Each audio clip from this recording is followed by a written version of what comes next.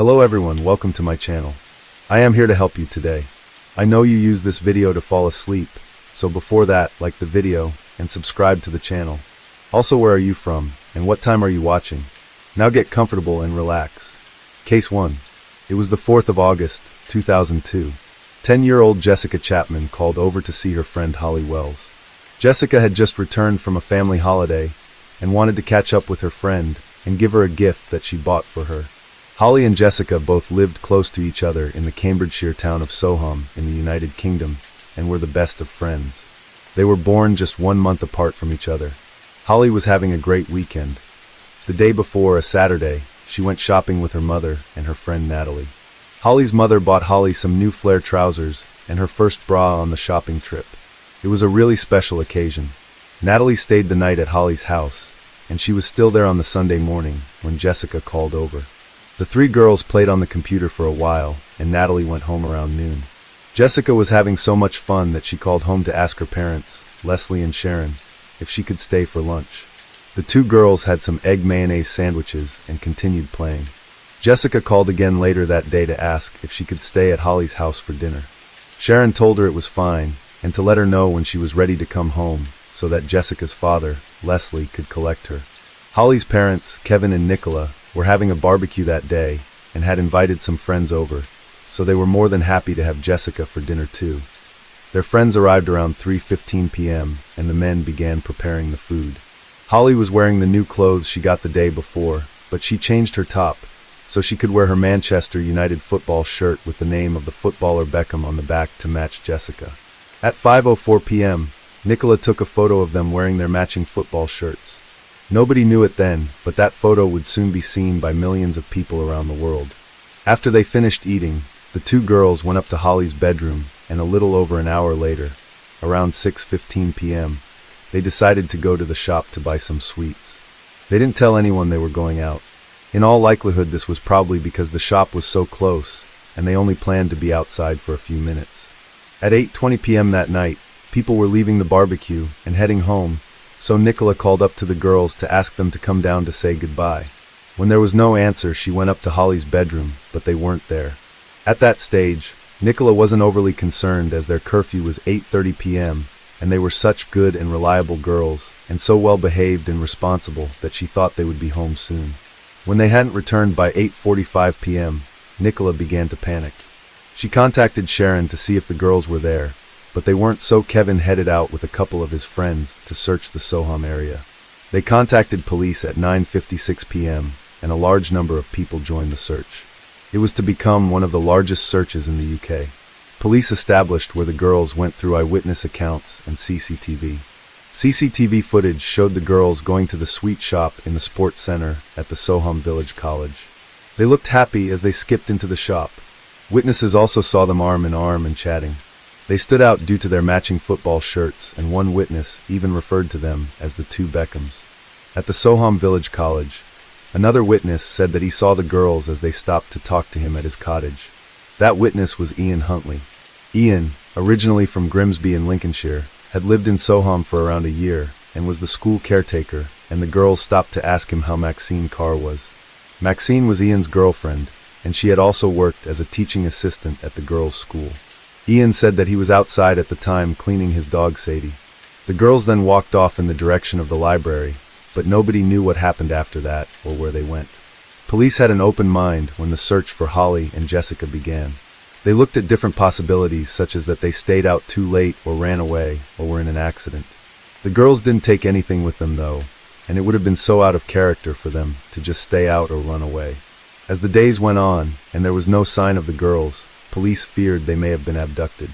Everyone really pulled together to search for the girls, and the media played a crucial role in the coverage of their disappearance. So much so that interviews conducted by Jeremy Thompson of Sky News led to him being a witness at the later trial in this case. Jeremy wanted to retrace the steps the girls took, and it made sense that Ian Huntley said they walked towards the library, as that would have been the natural route for them to take. It didn't make sense though that after that, they seemed to disappear. He interviewed Ian, as it was believed quite early on that Ian would have either been the last or one of the last people to see Holly and Jessica. Ian described their conversation as being brief, and again showed the direction that the girls took. At the time, nothing really stood out about that interview.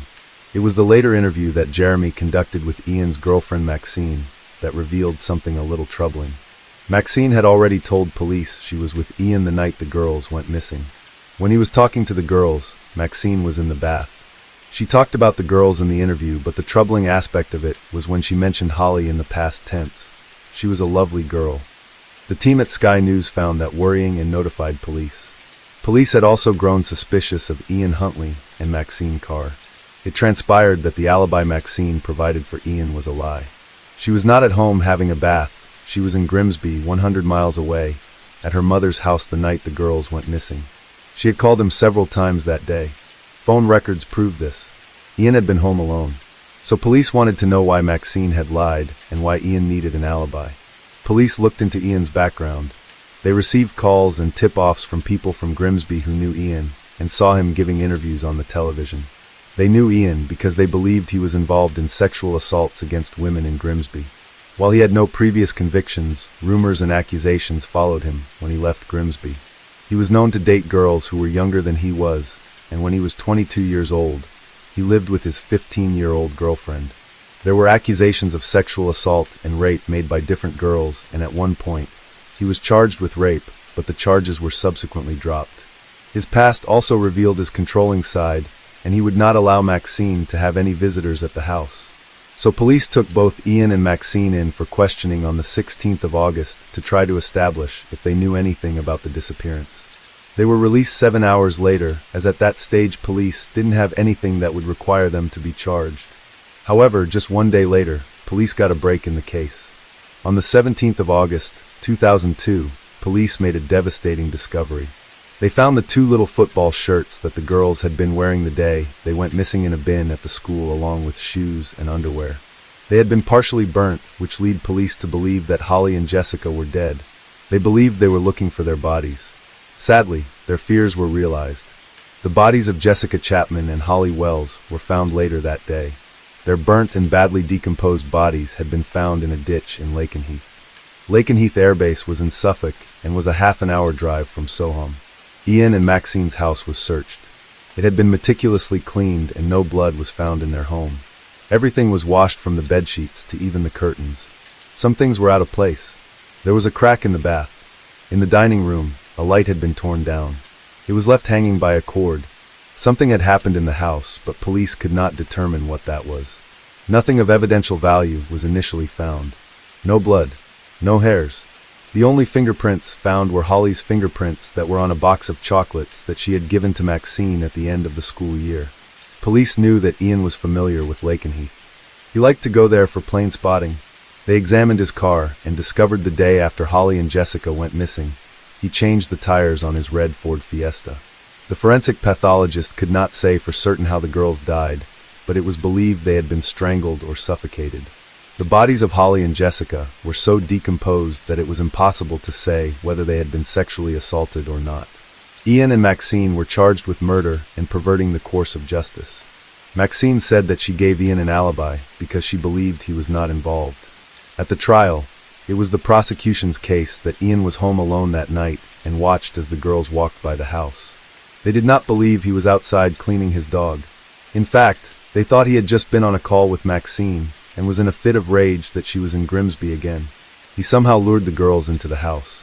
Police had traced Jessica's mobile phone and believed the girls were inside his house at 6:34 p.m. that night. Jessica's phone was tuned off 12 minutes later, and police believed the girls were already dead by then. This was key to the investigation. Her phone had been turned off at 6:46 p.m., and instead of the signal being picked up at the Soham mast, it was picked up at the Burwell mast. This area was outside Ian's house. Ian admitted that the girls were in his house. He said that he had been cleaning his dog outside when the girls came over to ask about Maxine. Holly had a nosebleed, so he brought them inside the house to get some tissues. He claimed that some blood fell on the bedsheets from Holly's nose, and he took her to the bathroom. While in the bathroom, Holly fell into the bath, which had 6 to 8 inches of water inside the tub. He had earlier claimed there were 18 inches, but changed his story when it was highlighted that it was not possible. Holly had died as a result, and Jessica began to scream. To stop her screaming, he put his hand over her mouth, and she also died. He admitted that he dumped their bodies in the ditch. The prosecution believed that Ian was lying. They believed that he murdered Holly and Jessica in his house and put their bodies in the boot of his car and dumped their bodies in the ditch.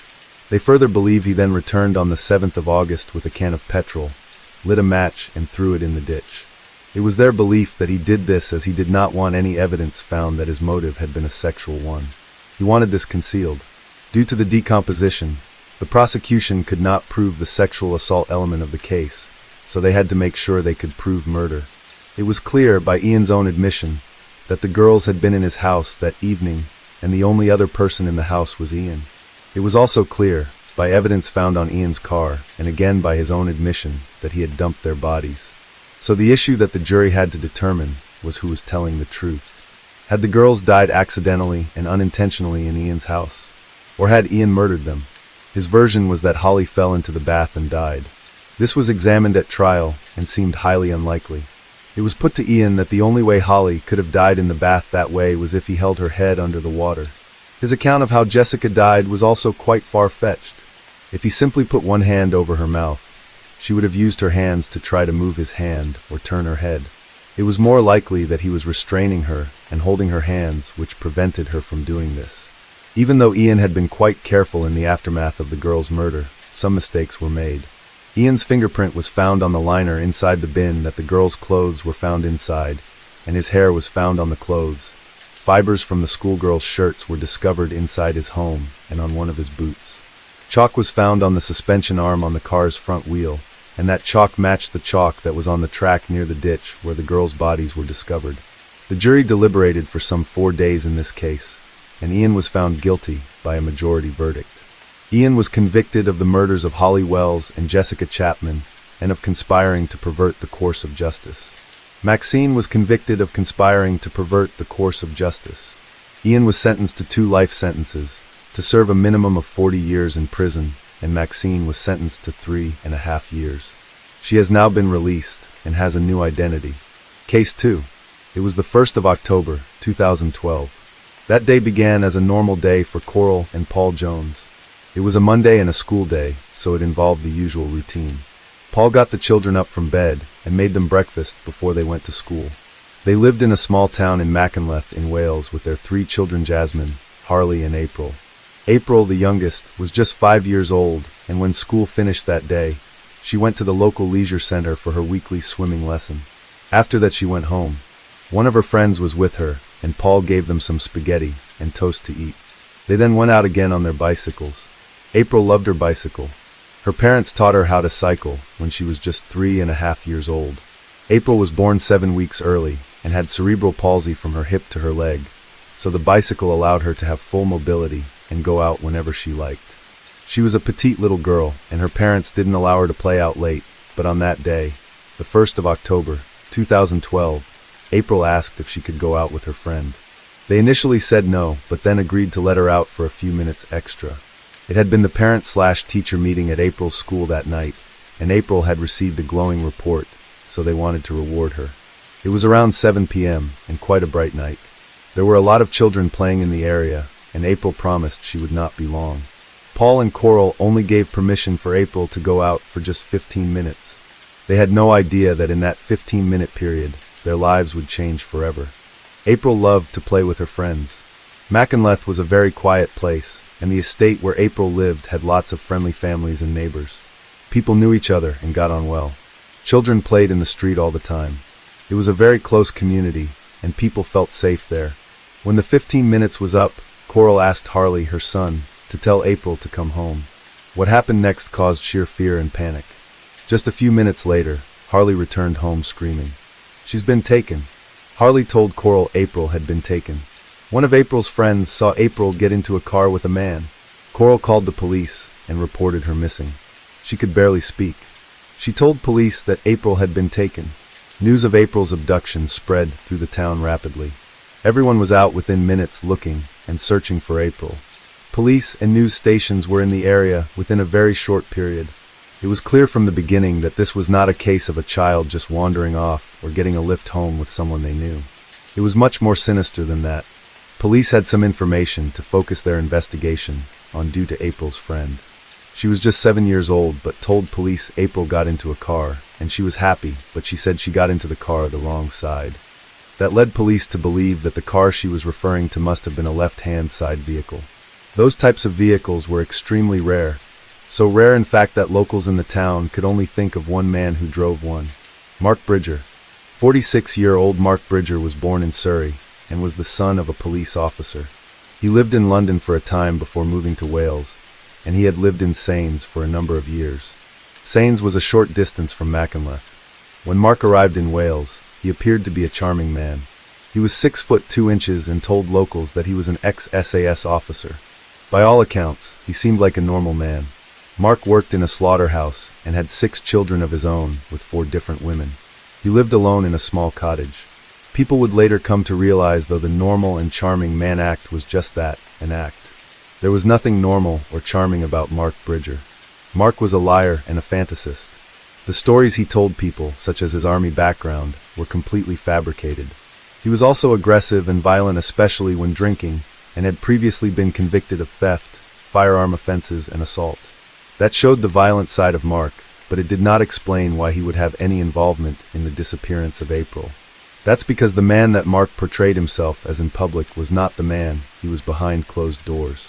He kept a dark and sinister secret hidden from everyone. Police had to quickly find out what that secret was and how it involved April. Mark was arrested the day after April was taken, and it wasn't long before police began to unravel his lies and discover who he truly was. Mark admitted to the police that April was in his car. He told them that he had accidentally knocked her down and put her in the car in order to take her to the hospital to get help. This didn't make sense, though. If he took April due to a terrible accident, where was she now? Mark didn't have an answer for that. He told police he just could not remember as he had been drinking. It was true that Mark was fond of drink. In fact, things were so bad around the time that April went missing that he was drinking up to 25 cans of cider a day. In order to try to find where April was, police needed to piece together details Mark was providing to try to locate her. The hope was to find her alive. The day April went missing started as a bad day for Mark. His girlfriend ended their relationship, and he told his boss he would not be at work as he needed to sort things out. He then went to the parent-slash-teacher meeting that evening, the same one that Coral and Paul Jones attended, as one of his children went to school there. According to Mark, he then accidentally knocked April down on the way home and placed her in his car to take her to the hospital. He could provide no further details as to what happened next. Police began a thorough investigation and sought help from the community. They searched Mark's home and laptop and looked at CCTV footage taken in the area. It transpired that Mark had left quite a few details out of his account to police. Mark had been in the town of Machynlleth earlier in the day and returned home to his cottage in Sains. It was there that he got on his laptop, and police were able to trawl through searches and images to establish just who the real Mark Bridger was. That day, he spent quite some time looking online at images of one of his friend's daughters. She was 14 years old. He also contacted 4 women via Facebook and text messages to ask them if they would go out for a drink with him. After that, he went to the school. He only stayed for a few minutes, and on the way back, he stopped in his car beside 2 schoolgirls. They were 8 years old and 10 years old, and invited one of them to go to a sleepover with his daughter. He then drove off. It was after that he spotted April out playing with her friend. April's friend told police that April got into the car herself. It certainly didn't match with Mark's account that he had to put her in the car as he had knocked her down. Her friend said April looked happy getting into the car. It was around 7:30 p.m. and CCTV footage showed his car leaving the estate and heading towards his house. At 8:30 p.m. that night, a witness saw Mark driving into his driveway. That meant that there was around 60 minutes unaccounted for. Despite having those details, there was no sign of April anywhere. 3 witnesses told police that they saw Mark with a black bin bag in a field near his home the morning after April was taken. He was also spotted down near the river that day.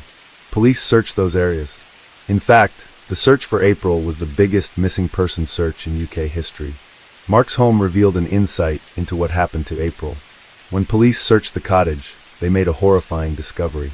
While the cottage had been cleaned, a large amount of April's blood was found near the fireplace, in the bathroom, and near the washing machine. Bone and skull fragments were found in the fireplace. They were also alarmed that there were a number of specialist knives found in Mark's home. They were sure that Mark had killed April and needed to establish why and where her body was. It was the outcome that nobody wanted. The harrowing pain surrounding April's abduction continued. Not only was it clear that April was dead, it became clear that in all probability, her body would never be found, as her body was disposed of in a way to ensure she would never be found. Police believed that Mark incinerated some parts of April's body in the wood burner at his cottage and scattered other parts of April's body in the countryside.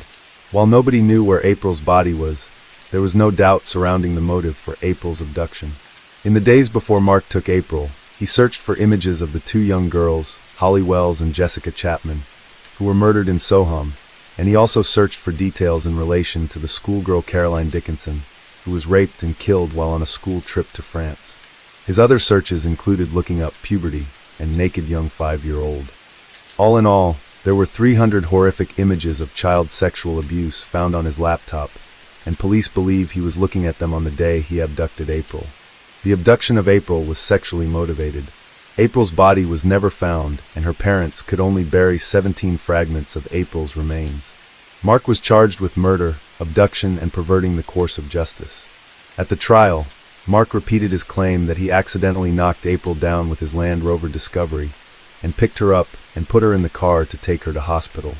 When asked why April's friend said that April was happy and got in the car herself, Mark said that she was lying. There was nothing to support Mark's version of events. There were no marks on his car or on April's bicycle that indicated there had been a collision. He added to Paul and Coral's heartbreak by constantly referring to April as Little April during the trial. That statement was even more devastating considering Mark was 6 foot 2 inches tall, and to think of him overpowering such a small and petite little 5-year-old girl like April is just barbaric. When asked at his trial about the Google searches that police had discovered he had made in relation to naked young 5-year-old, Mark claimed he was trying to understand his own children's sexual development. His lies were becoming even more pathetic, and it is little wonder that it took the jury 4 hours and 6 minutes to find him guilty on all 3 counts. The judge in the case, Mr. Justice Griffith Williams, said, "There is no doubt in my mind that you are a pedophile who has for some time harbored sexual and morbid fantasies about young girls, storing on your laptop not only images of prepubescent and pubescent girls, but foul pornography of the gross sexual abuse of young children." He was sentenced to life in prison and given a whole life tariff, meaning he will die in prison. Mark Bridger may have taken April's life and shattered the lives of April's family and the wider community, but the love everyone has for April lives on. Thanks to the endless campaigning from April's family, Mark's cottage was demolished. In the place of a building that stood hiding the secrets of a depraved and evil man, now lies a memorial garden for April.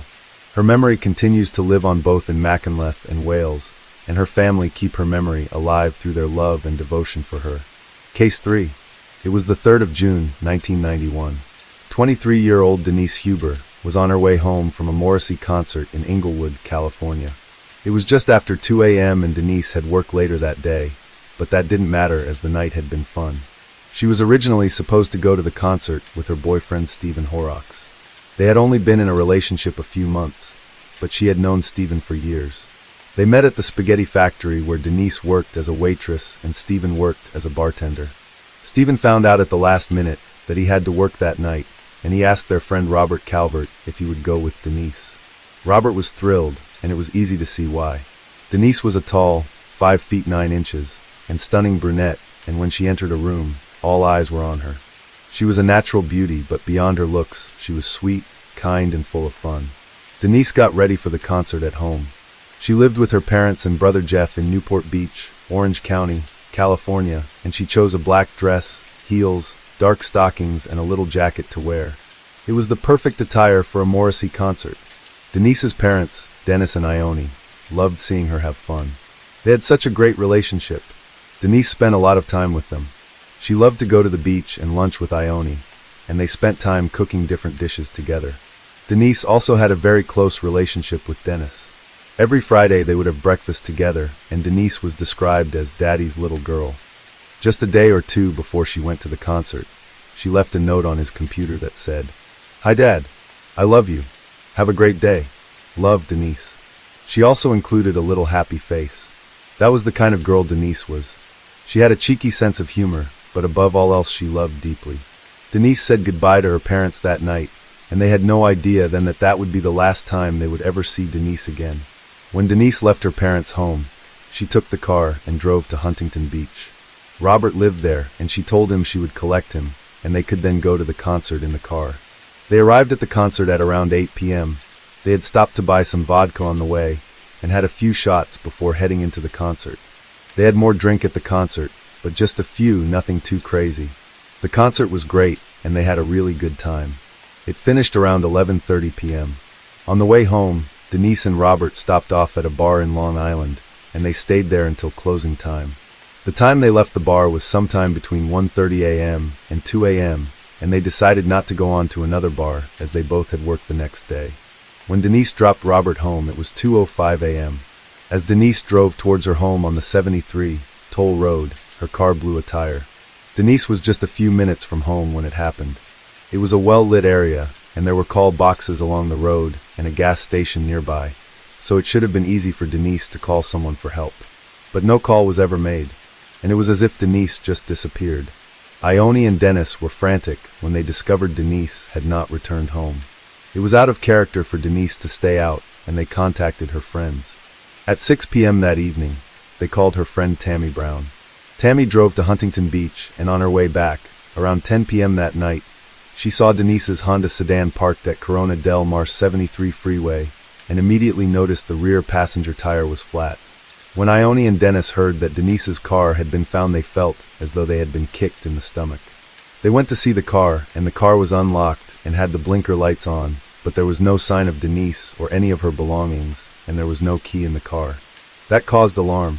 It was as if Denise just got out of the car to go for help, but where exactly was she? The days, weeks, and months that followed Denise's disappearance revealed no clues. Her parents, her brother Jeff, friends and members of the public all looked for Denise. Her parents couldn't eat, sleep, or work. Their lives had been turned upside down. But despite the numerous searches and appeals, there was nothing found that even provided some sort of indication as to what happened to Denise.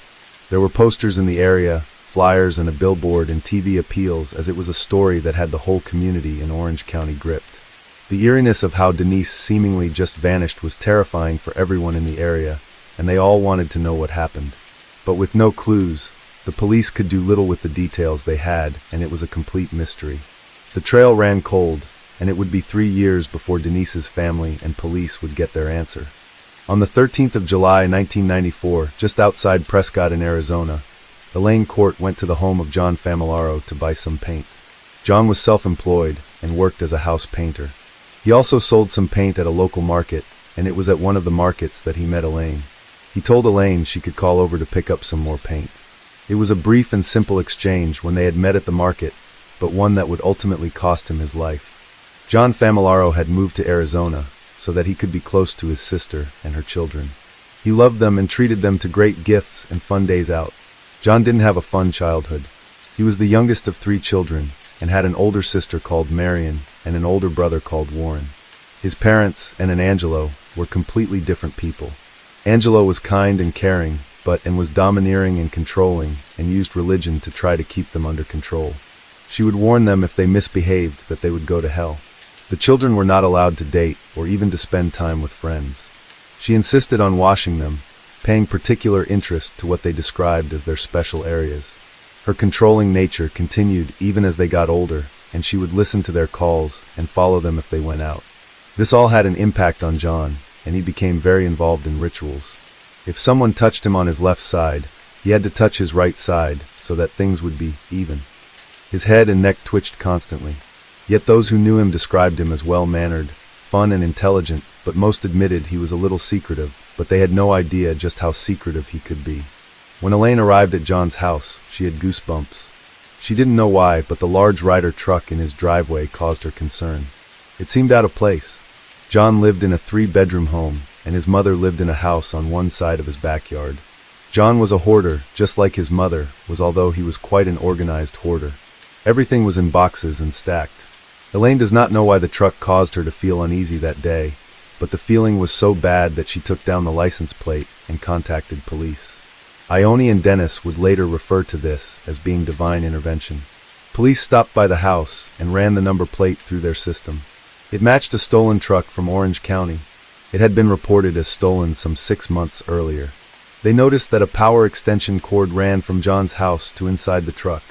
As it was padlocked, they had to break it open.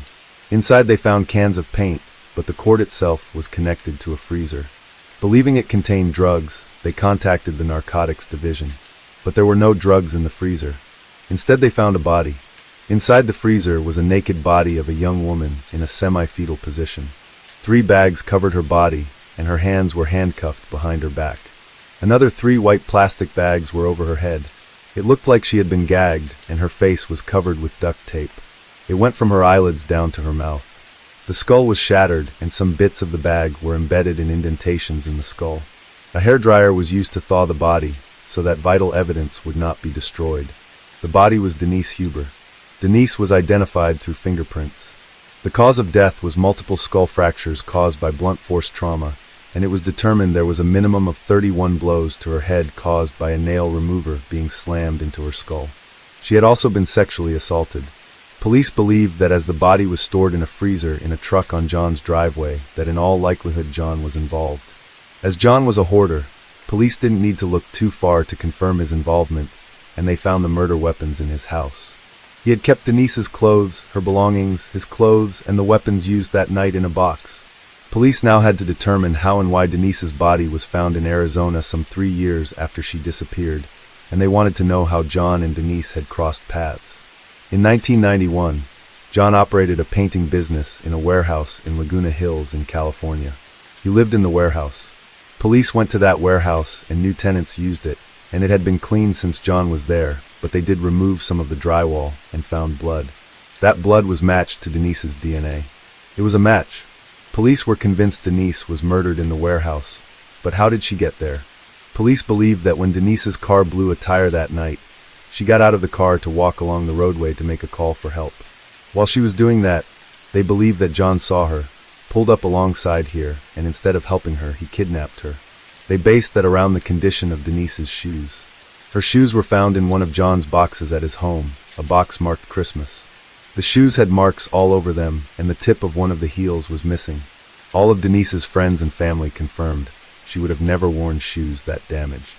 John then took Denise to his warehouse, where he tied her hands behind her back. Denise's death was brutal. The handcuffs were so tight that there was no room to even put one finger through them. He then wrapped duct tape around Denise's head from her mouth to her upper eyelids. John put plastic bags over Denise's head and sexually assaulted her. She was struck at least 31 times over the head with a nail puller and claw hammer. It may have been more, as there may have been fractures over fractures.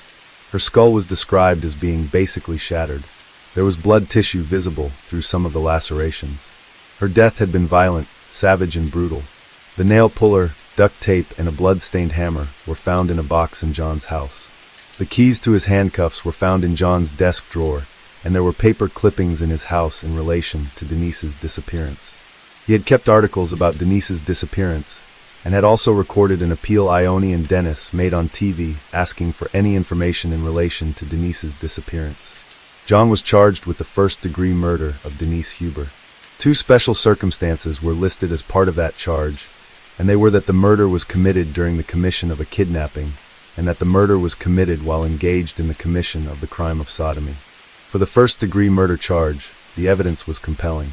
Denise's body was found in a freezer that John had bought days after Denise's disappearance. They knew this as John had kept the receipt for the freezer. That same freezer was then found in a truck that was parked on the driveway of his home. Inside his home, John had carefully kept all of the items that would almost be certain to guarantee a conviction. He had the clothes he wore on the night Denise was murdered, Denise's clothes and her belongings, and the handcuff key to the handcuffs that were on Denise. The kidnapping and sodomy charges were a little bit more circumstantial. Yes, it was likely that Denise was kidnapped due to the circumstances, but it would be for the jury to determine if there was enough evidence. In relation to the sodomy charge, Denise's body had been frozen, so it was difficult to get the DNA that they needed. While John's hoarding had left him with no room to argue any sort of first-degree charge, his defense focused on the strength of the evidence supporting the kidnapping and sodomy allegations. They argued that there was no sign of a struggle in Denise's car or in the area around the car. It was their case that Denise could have left the elevated freeway, and went down the embankment to street level, and that was what caused the damage to her shoes. However, an investigator did this wearing similar shoes and agreed with the prosecution that while there was damage on the shoes, there was more damage on Denise's shoes. The jury found John guilty of the first-degree murder and found both of the special circumstance allegations were true. At the penalty phase of John's case, it was revealed to the court that John had a terrible childhood. It was so bad during his formative years that there can be doubt that it had an impact on his adult life. His mother made him fear women and sex, and made him believe that it was a sin to be with a woman.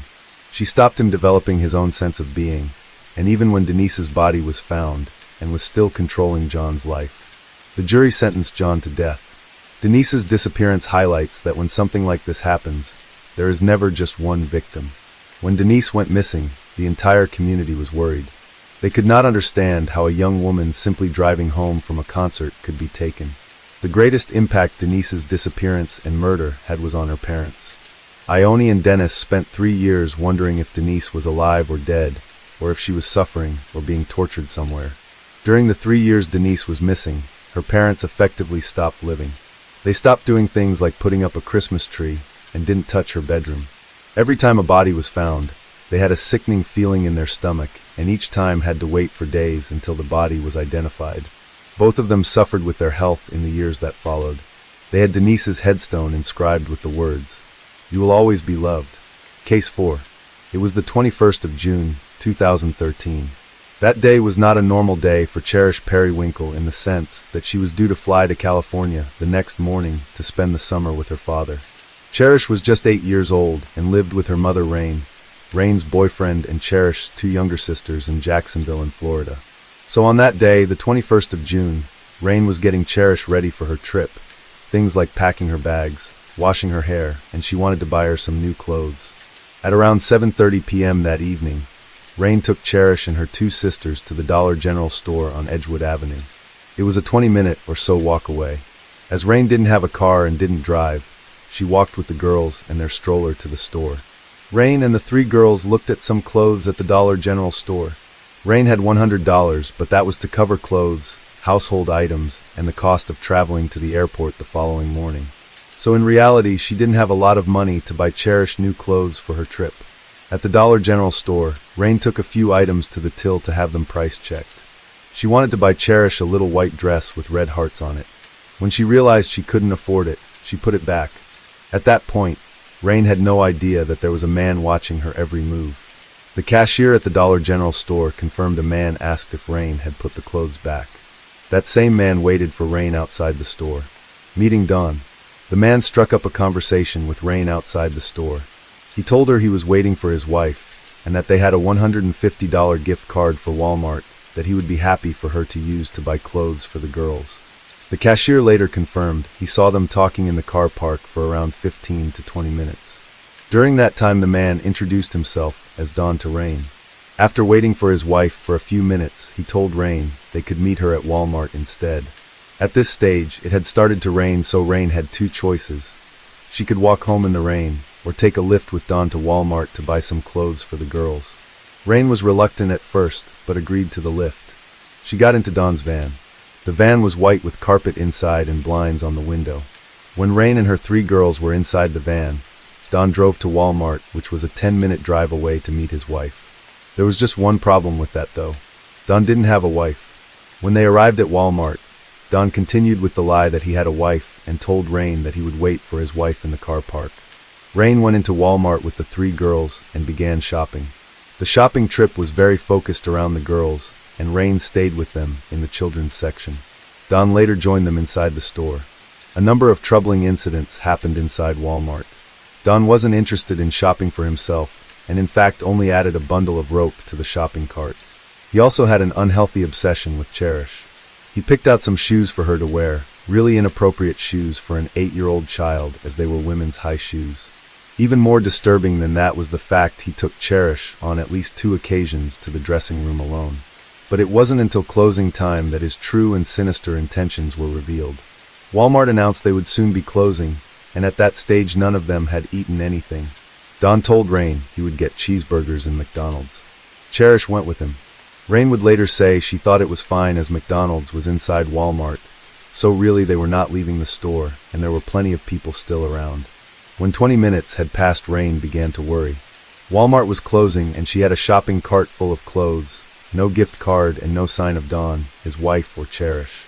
She spent around 20 minutes searching Walmart, McDonald's, and the car park. There was no sign of Dawn or Cherish. At 11:20 p.m., Rain called 911. Rain didn't have a lot of details to provide to the police. She didn't know Dawn at all, and described him as a man with white hair who drove a white van. All she knew was that she had a bad feeling about him, and that he must have taken Cherish. Police were familiar with Dawn. Dawn was 61-year-old Donald Smith, a registered sex offender with offenses dating as far back as the 70s. He had just been released from prison some 3 weeks earlier. And now, this sex offender had Cherish. Despite searching throughout the night, it was only the next morning at 9 a.m. when police got a break in the case that an officer dealing with a separate road accident recognized Dawn's van as it drove past. Dawn was arrested. The van itself was empty.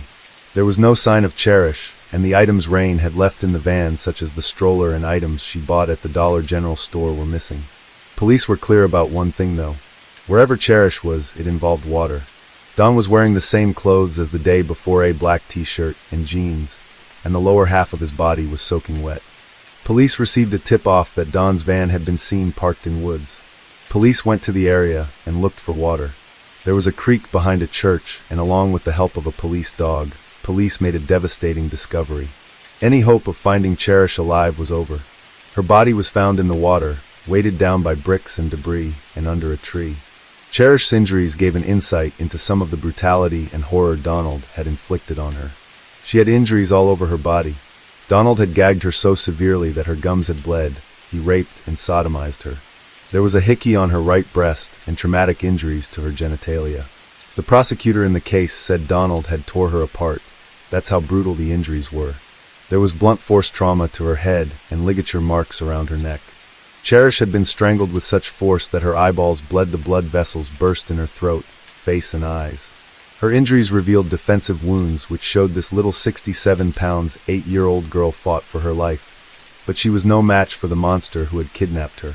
Donald Smith was charged with the kidnap, sexual battery, and the first-degree murder of Cherish Periwinkle. The evidence in this case was overwhelming. Not only was there CCTV of Donald leaving Walmart with Cherish, there was evidence of his arrest while still wet and a witness who saw his van parked near to where Cherish's body had been found. There was also DNA evidence. His DNA was found on and inside Cherish's body, and Cherish's DNA was found on his penis. Donald put forward no defense and called no witnesses, so it was hardly a surprise that it took the jury less than 15 minutes to find him guilty of the kidnap, sexual battery, and first-degree murder of Cherish. He was sentenced to death. We did hear from Donald in this case. Not so much at his trial, but in a prison recording of a conversation he had with his mother. There is no surprise that a man like Donald lies, and he told his mother that Cherish followed him out and hopped in the van, and he knew then he would already be in trouble due to his previous convictions. When discussing Cherish with his mother, he said, "What's her name again?" Even after all the horror he inflicted on Cherish, the callousness of that statement is striking and further confirms a man like Donald will never change, and if given the chance will do it again. In his discussion with his mother, he put an emphasis on rape being a violent act. Of course it is a violent act, but he wanted the rape to be viewed as him inflicting rage and violence on Cherish as opposed to him viewing her as a sexual object. It is clear he did not want to be seen as a pedophile, but make no mistake, that's exactly what he is. He saw Cherish as a sexual object, and when he raped her, he murdered her in an attempt to evade justice. This case is the type of case that every parent dreads. So how did it happen? Donald saw an opportunity that day when he saw Rain with her 3 girls. She was alone, under pressure, and finding it difficult to manage and couldn't afford to buy them clothes. He used that to his advantage and lured them to a second location to buy time, so that he could take Cherish in a manner that would not attract a lot of attention, and that's exactly what happened. In all likelihood, Cherish would not have been concerned getting into Donald's van outside Walmart that night, as she had already been in the van with her sisters and mother. There was no kicking or screaming. It would have seemed like a natural thing to do, as she had already traveled in that van to Walmart. People at Walmart would not have been concerned either. Seeing a skipping and smiling Cherish with an older man would have looked like a regular grandfather and granddaughter. The thing to really note in this case is Rain's intuition. It is clear from the 911 call that she didn't trust Donald. She had a strange feeling about him, and her instant fear when she couldn't find Cherish was that she would be raped and murdered. She had a gut feeling from the very moment she met Donald that something wasn't right, but she pushed it to one side and tried to convince herself that a trip to Walmart would be worth it. She said that she did not want to appear too overprotective. Her intuition was warning her about Donald. We all get those warning signs, and sometimes we act on them, and sometimes we ignore them. In this particular case, Rain made a mistake accepting a lift from Donald, and as such has paid the ultimate price. But there is only one predator to blame here, and that is Donald Smith. Case 5. Jason Landry was a student at Texas State University, and was last seen on December 13, 2020. Shortly after finishing exams, he left campus to head home for Christmas break. On December 14th, his car was found abandoned in Luling, Texas. This is about 30 minutes away from Texas State University in San Marcos and 140 miles west of his home in Houston. According to the sheriff's office, Jason's clothing, his shirt, shorts, socks, underwear, slide sandals, and a wristwatch, was found 900 feet from the crash. His wallet, phone, and keys were still inside his car. The investigators gave a timeline of what they believe happened with Jason leading up to his disappearance. Investigators believe that Jason ended up on Austin and went on to Spruce Street, turning into Salt Flat Road. His vehicle was found in the 2300 block of Salt Flat Road, abandoned 30 minutes after midnight on December 14th. They are unsure about what happened during the 67-minute window. Currently, they are trying to determine what happened between Jason's last data footprint at Austin and Magnolia and the crash scene. Authorities have stated that Jason's phone had a cell signal and was powered on, but they were trying to determine why it didn't appear to be used when he was on Magnolia Avenue and Austin Street. His car was then found abandoned, with its lights still on. His keys were in the ignition, and the front passenger side door was locked. The vehicle's rear window was broken.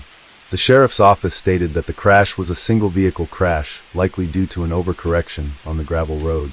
The rear driver's side bumper contacted a tree on the east side of the roadway and moved the front driver's side into another tree against a barbed fence. Nothing indicates that any other vehicle was involved in the crash. Evidence collected from the scene led investigators to believe that the only damage to the car was from the crash with the trees and the fence line. According to officials, a volunteer firefighter discovered the vehicle but didn't enter it, and neither did the responding trooper. The car was towed to a nearby impound yard the next morning. Jason's father entered the vehicle, which was registered in his name, through the unlocked driver's side. Landry's father found his son's phone between the driver's seat and the center console. The authorities found a single tiny blood smear, but stated that it didn't indicate anything serious. Officials said it's possible Jason was injured when he got out of his vehicle within the barbed wire fence or foliage. The investigators also found a backpack, ball cap, plastic bag of personal toiletries, and a tumbler with a dead betta fish inside. Landry's father recovered these items north of where his clothing was first discovered, as they had been left there by authorities. Jason's wallet was found inside his backpack, along with a small amount of marijuana, a laptop computer, gaming equipment, and other personal items. The officials seized the marijuana and claimed that it was combined with an unknown hallucinogenic substance. Officials believe the clothing was likely what Jason Landry was wearing at the time of the crash, and there is nothing that indicates he was forced to remove his clothing. Jason Landry was 21 when he disappeared and was a student at Texas State University in San Marcos. He disappeared shortly after finishing his final exams while on his way home. At the time of his disappearance, the temperature outside was low, around 36 degrees Fahrenheit, and no higher than 43 degrees. The Caldwell County Sheriff's Office said there was no blood found inside the vehicle, and there was no evidence indicating that he was traveling to meet anyone or had any intent to meet anyone in or around Luling. The initial search efforts were eventually suspended, finding nothing. The family told ABC 13 that the officials drained a pond they believed had clues to Jason's disappearance, but nothing was found. In this case, Jason's father, mother, other family members, and his ex-girlfriend are not considered suspects or persons of interest. There has been no evidence pointing to another person or indicating this case involves foul play. Authorities have implored anyone in or around the area with cameras or private surveillance systems to review the footage and contact the sheriff's office. This case remains unsolved. Case 6. On June 9, 2022 DeAndrea S. Holloway, age 25, murdered the 8 months pregnant Lise Dodd, 22, in her Alton, Illinois apartment. Dodd's mother had not heard from her daughter in a while and went to check on her. She was devastated to find her daughter decapitated. The head was later found in the dumpster at the same apartment complex. The Alton Police Department determined that DeAndrea S. Holloway, who lived in Litchfield, was a suspect. In the meantime, he had just been arrested in Gillespie, Illinois on a recent unrelated bicycle theft charge. Gillespie police realized he was the suspect in the murder case as well. It is said that Holloway and Dodd had an on-again, off-again relationship for 2 years. Dodd's mother has said that the unborn child was not the child of the murderer, Holloway. The victim's mother was aware of the abusive relationship Dodd had with Holloway and knew the killer himself. She had talked to Holloway in the past about how he was treating her daughter and the future of the relationship. Throughout the trial, the killer, DeAndrea Holloway, is spoken of as having increasing mental health issues. He was even treated for a short time at a facility to see if he was able to stand trial. Holloway pleaded guilty to murder, homicide to an unborn child, and concealment/dismembering a human body. He was sentenced 60 years in prison on January 17, 2025. The state's attorney said, "For the family and loved ones of Lise, these types of issues have caused continued angst and uncertainty." The guilty conviction ends that, Heighten said in a statement. "Our hope is that this conviction and sentence provide the family and loved ones some assurance and will be a step towards healing." After the trial, Holloway was remanded to the custody of the Illinois Department of Corrections. He is currently being held at Menard Correctional Center near Chester, Illinois. This is a horrifically tragic story. I have studied so many of these true crime and serial killer types of cases, and I am totally convinced of the presence of demonic evil forces, as I have stated in some of my other writings. You can look into so many of these cases, and the killer will have mentioned voices telling them to do evil. In this case, Holloway told his stepfather of a voice he calls Ruth, who tells him to do things. I am not a psychologist, but I study spiritual things and crime. Throughout history, all over the world, we run into acts of evil and the working of demons in people or on people. The devil comes for nothing but to steal, kill, and destroy. So what happens?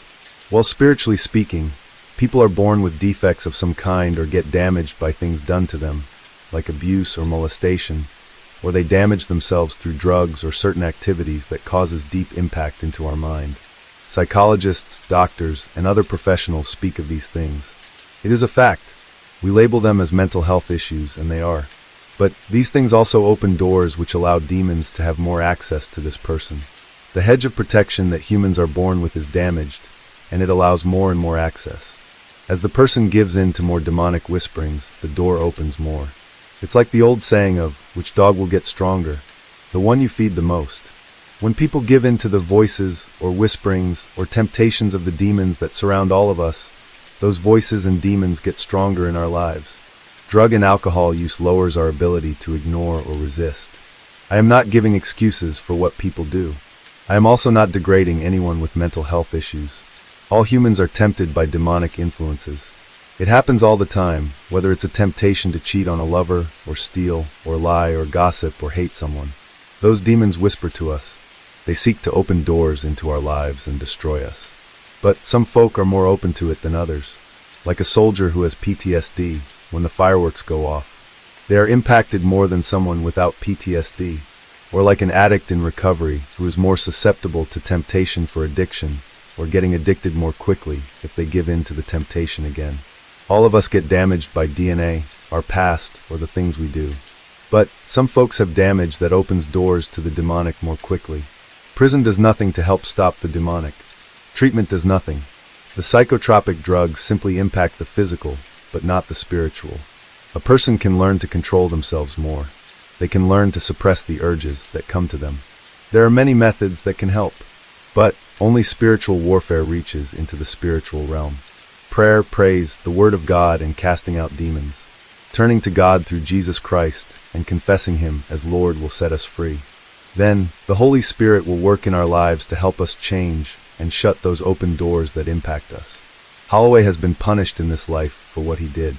Hopefully he will turn to the Lord and get help in order to avoid being separated forever. Case 7. It seemed to be a situation furthest away from the temptations of lust and murder. a soldier, a security officer working for a famous global ministry, a beautiful church-going family. But no one is immune to temptations and the whispering of demons. On May 5, 2009, ex-Marine Chris Coleman murdered his wife Sherry Coleman, 31, and their two sons Gavin and Garrett, 9/11. He strangled them in their beds in Columbia, Illinois.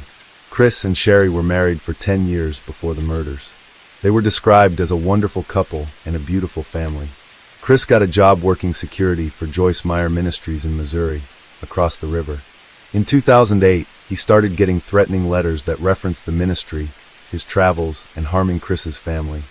At the same time, Sherry Coleman started to suspect that Chris was having an affair.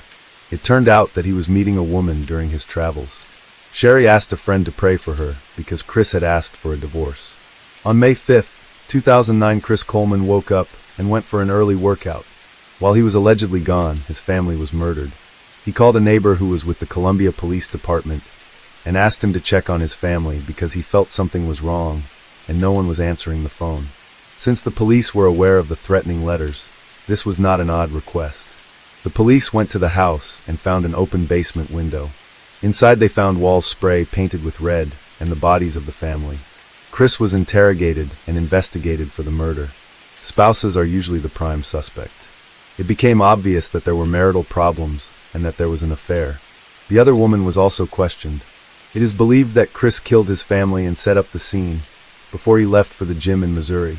Chris Coleman was arrested for the murder on May 19th. It took 2 years for the case to come to trial in Waterloo, Illinois, and lasted 9 days. He was found guilty and sentenced to life without parole. He was originally sent to Pontiac Prison in Illinois, but was moved to Dodge Prison in Wisconsin due to safety concerns. He has appealed his conviction several times and still maintains his innocence. The grave site of his family was in Chester, Illinois, but they were moved to be closer to Sherry's family near Chicago. There was a court battle by Chris's parents to keep the grandkids near them, but a judge determined that a murderer should not have control over his victims' remains. Chris would have also been buried in the same plot, next to the family he had killed. When I write a true crime article, I typically give my opinion on what I see about the case. What I see here is a terrible tragedy. The family appears to be happy and well off. Things were good for them, but Chris's travels with the ministry led him into situations where he was tempted to cheat.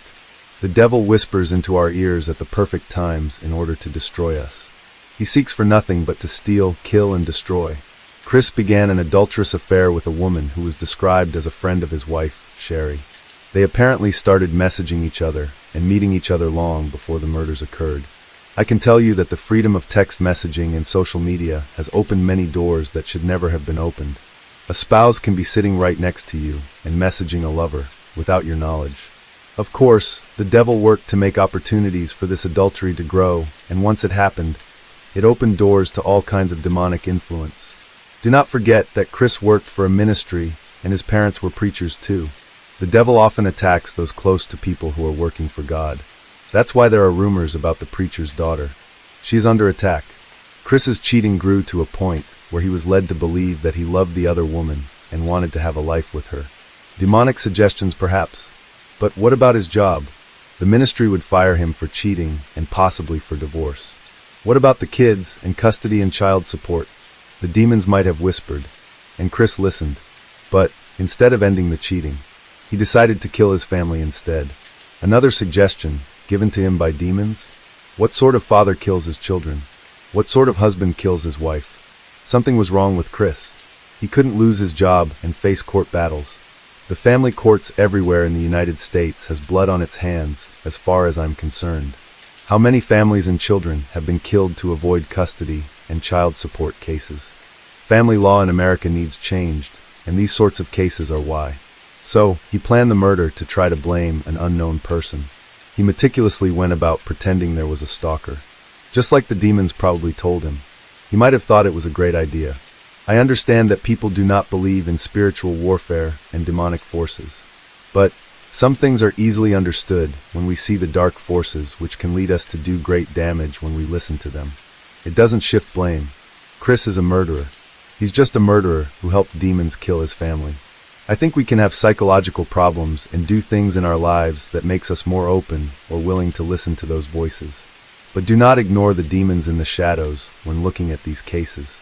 They destroy the lives of everyone they touch. Case 8.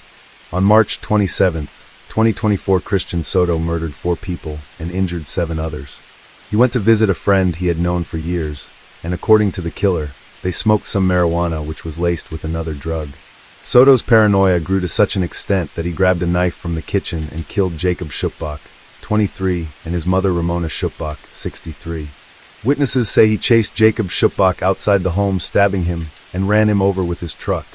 After the attack, Schupbach made it back inside the home before dying. Christian Soto then left the residence at Holmes Street and found Jay Larson, 49, who was a mail carrier on Winnetka Drive. Witnesses say he ran over Larson, beat him, then retrieved a knife from his truck. The killer went to the 4800 block of Cleveland Avenue, where he busted into a home and stabbed 3 more people, none of whom died. They beat him with a bottle, and their pit bull attacked Soto. The spree continued down the street, where Soto invaded a home and found 3 young girls. He attacked them with a baseball bat, leaving Jenna Newcomb, 15, dead. Soto continued through the neighborhood, breaking a window and attacking Lindsay Craig in her home on Florence Street. She managed to escape and fled to Eggleston Road, being chased by Soto, who wielded a knife. Keith Farney stopped his vehicle and tried to help Craig, but was attacked as well. Police finally caught and arrested Soto in the same neighborhood in the midst of his spree. A witness said, "We heard police run up on both sides of the house screaming, 'Stop! Get down!'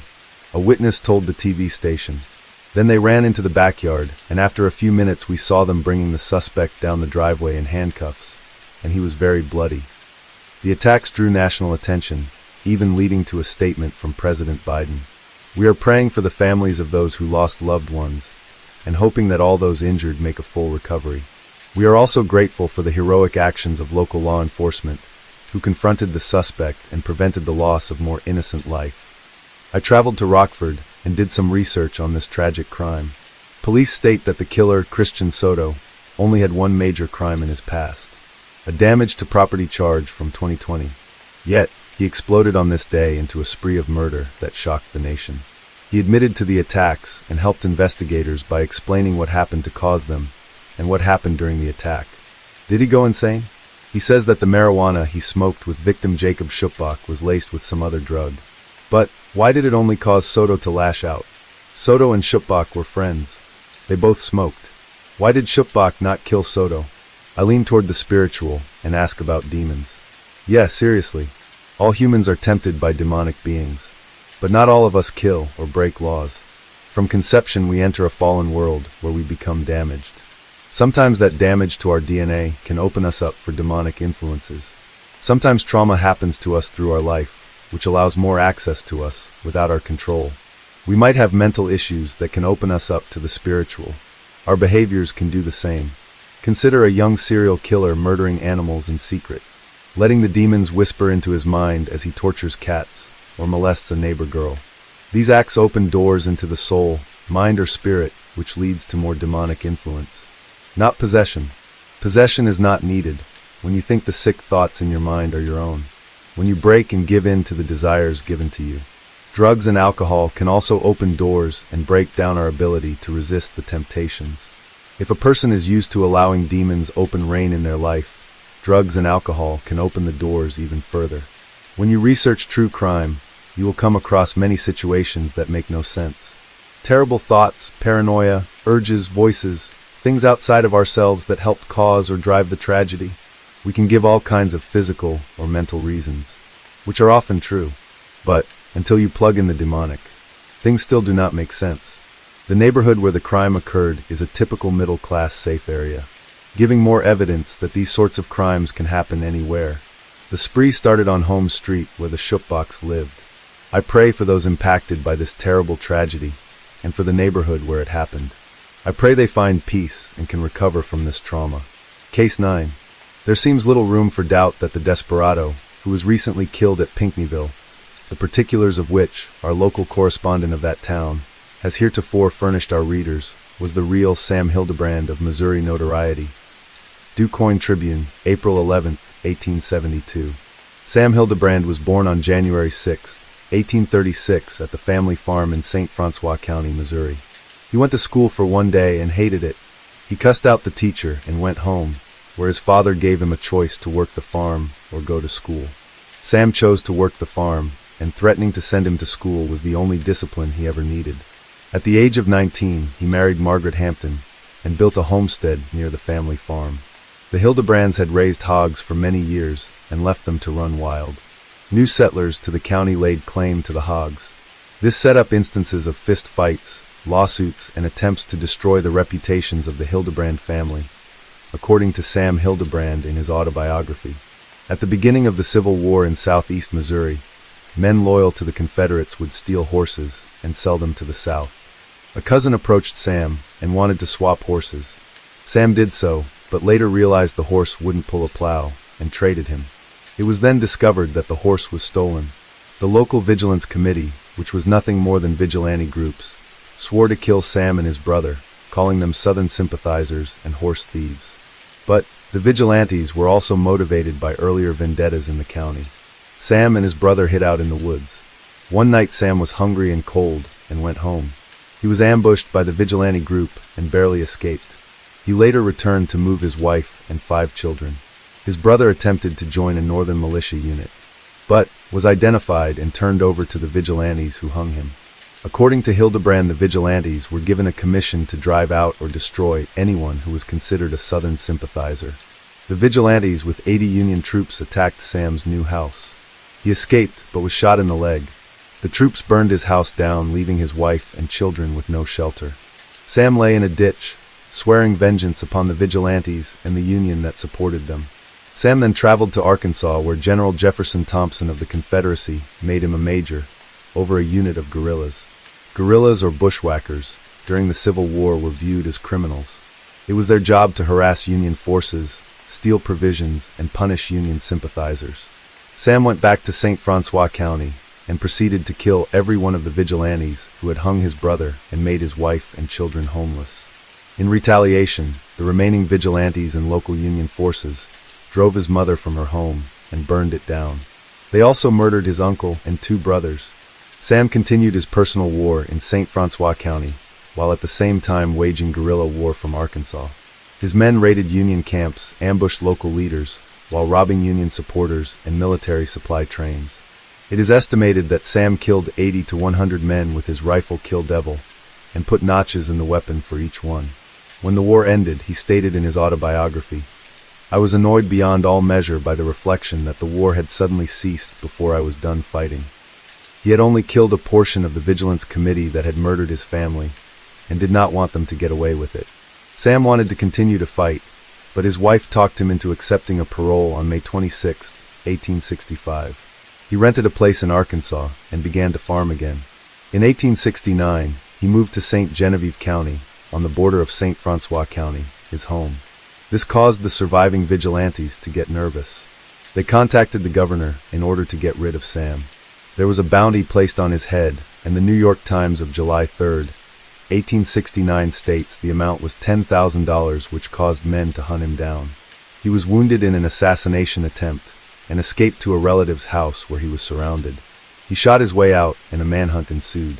The governor even called out the militia to hunt for him. After escaping, Sam traveled the South with his family. In 1870, he dictated his life story to 2 journalists who wrote his autobiography. It is said that his wife died sometime after that in Texas. Sam then moved to Pinckneyville, Illinois with his children and earned a living cutting wood. Sam had this to say about his acts. "I make no apology to mankind for my acts of retaliation. I make no whining appeal to the world for sympathy. I sought revenge, and I found it. The key of hell was not suffered to rust in the lock while I was on the warpath." There are several stories regarding the death of Sam Hildebrand. Most stories, however, place Sam in a saloon in Pinckneyville, where he got into some trouble. The Du Quoin Tribune states that Hildebrand was arrested for violating an ordinance. He was tried and fined for the same, that he was then taken in custody by the officers for an assault with intent to kill. It was at this time that Sam fought to escape and pulled a knife, stabbing Deputy John Ragland in the leg. Ragland then shot Hildebrand in the head.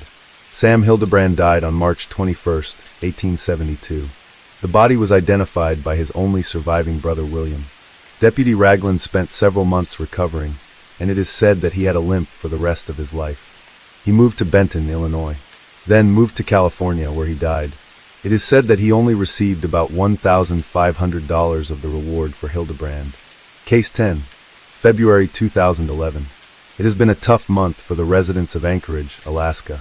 Tensions have been running high since a young, female barista disappeared from a local coffee stand on the night of the 1st. The girl's family was understandably worried sick when she failed to return home after her shift, and their fear only grew when they began to receive strange text messages from her. "I'm going to my friend's house for a few days. Tell my dad I love him. You won't hear from me until I come home." The girl's boyfriend looked at the message in confusion. Why would she suddenly leave and not take any of her belongings with her? Which friend was she staying with? Why? These were questions with no real answers, because he knew on some level that every word was a lie. He had no way to prove his suspicions, but the more days went by without another word from her, the worse his worries grew. Posters bearing her image and information had been put up all over the area. Her father offered a $12,500 reward for information leading to the girl's return, and anyone who knew the man was sure he would have offered a lot more if he could have. He was a devoted single father, and not having her around was taking its toll on him, emotionally and physically. On February 11th, over 1,000 people attended a candlelight vigil at the town square park in downtown Anchorage. It was a touching scene, people from all over the community coming together to support the family. Around that same time, another Anchorage resident was getting off a cruise ship near his hotel in New Orleans, Louisiana.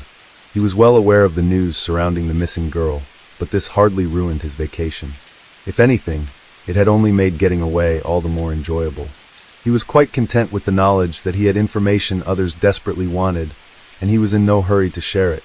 This man knew exactly where the girl was. No, he wanted to take his sweet, sweet time. Maybe he would never tell anyone anything. It was much more fun to watch people scramble for answers that would never be found, after all. The man passed through Dallas, Texas, on his way back to Anchorage on the 16th. Now that his trip was over, he was getting bored again. After finding a suitable location, a 3,500 square foot house and barn, he seized the opportunity to have some fun. The man set a fire, and soon both buildings were up in flames. The locals stopped in their tracks and watched as the sky turned dark with smoke. Heat warped the air. The fire was so massive that they feared it would swallow everything around it. Yet, this stranger was totally unconcerned. It was as if the flames did not even exist to him. He stopped only to ask for directions before he took off. The man was excited to get home. On the 19th, he was back in Anchorage. His young daughter had also returned to school, and his girlfriend was at work. He always enjoyed his time alone. He went to his shed and opened the large cabinet. Inside lay the frozen body of the missing girl. He carefully removed her from the drawer. She was naked except for a tarp he had wrapped around her, though even this had not prevented her from making a mess inside the cabinet. The blood from the wound on her back had soaked the insulation lining the floor. Annoyed, the man cleaned up the scene and disposed of the tarp, insulation, and what was left of the girl's clothing in his fireplace. The rest of the day came and went. The man left the girl in the shed while he gathered the supplies needed for the next part of his plan. The return of his girlfriend the following morning did not slow him down either. He had long ago made it clear to the woman that he did not like her interfering in his business. He returned to the shed after a shopping trip for a camera, makeup, fishing line, and sewing needles. Among his haul was a newspaper he found in a dumpster. It was the February 13th edition, recent enough to make his plan believable. Using the makeup, fishing line, and needles, the man set to work. It was not an easy task. Her skin had turned darker as she thawed, and the blood pooled beneath her skin. Her eyes were dull and blank, meaning they were best left closed. It took a lot of makeup and fishing line to make her look alive again. The man snapped a few photos of her with his new camera. Then he typed up a ransom note. He had seen the news and was aware of how much money the girl's father was offering, but he decided it was not enough. He demanded at least $30,000 to be deposited in the girl's bank account in exchange for her return. The thought of it all made him laugh. Using the girl's phone, the man sent another text to her boyfriend, giving him directions to a park where he had left the typed note and photograph. All that was left now was to get rid of the body. Luckily, he was quite handy with a saw. On the 21st, the man headed towards Matanuska Lake with the girl's dismembered remains in tow. He walked out onto its frozen surface and cut a hole in the ice before throwing her into the water. The body, held down by fishing weights, slowly sank to the bottom of the lake. After a few more hours, the man packed up his belongings. He was happy to have caught a few fish and planned to cook them for his family's dinner that night. The fun was over for now. It was time to get back to his other life. Case 11 was May 31st, 1985, the tail end of spring, but living in Southern Carolina meant that summer came early. In spite of the heat, Sherry had had a busy day. With her high school graduation just 2 days away, followed by a class trip to the Bahamas, she found herself busy preparing for a new stage of life. She had spent the morning doing the daily prayer she always shared with her family before heading off to rehearse with her chorus teacher, as she had been selected to sing the Star-Spangled Banner at the commencement ceremony alongside a classmate. After a much-needed pool party at a friend's house, she was more than ready to head home for the day. She had no idea that, within a tiny, seemingly insignificant window of time, an unknown predator had already set his sights on her.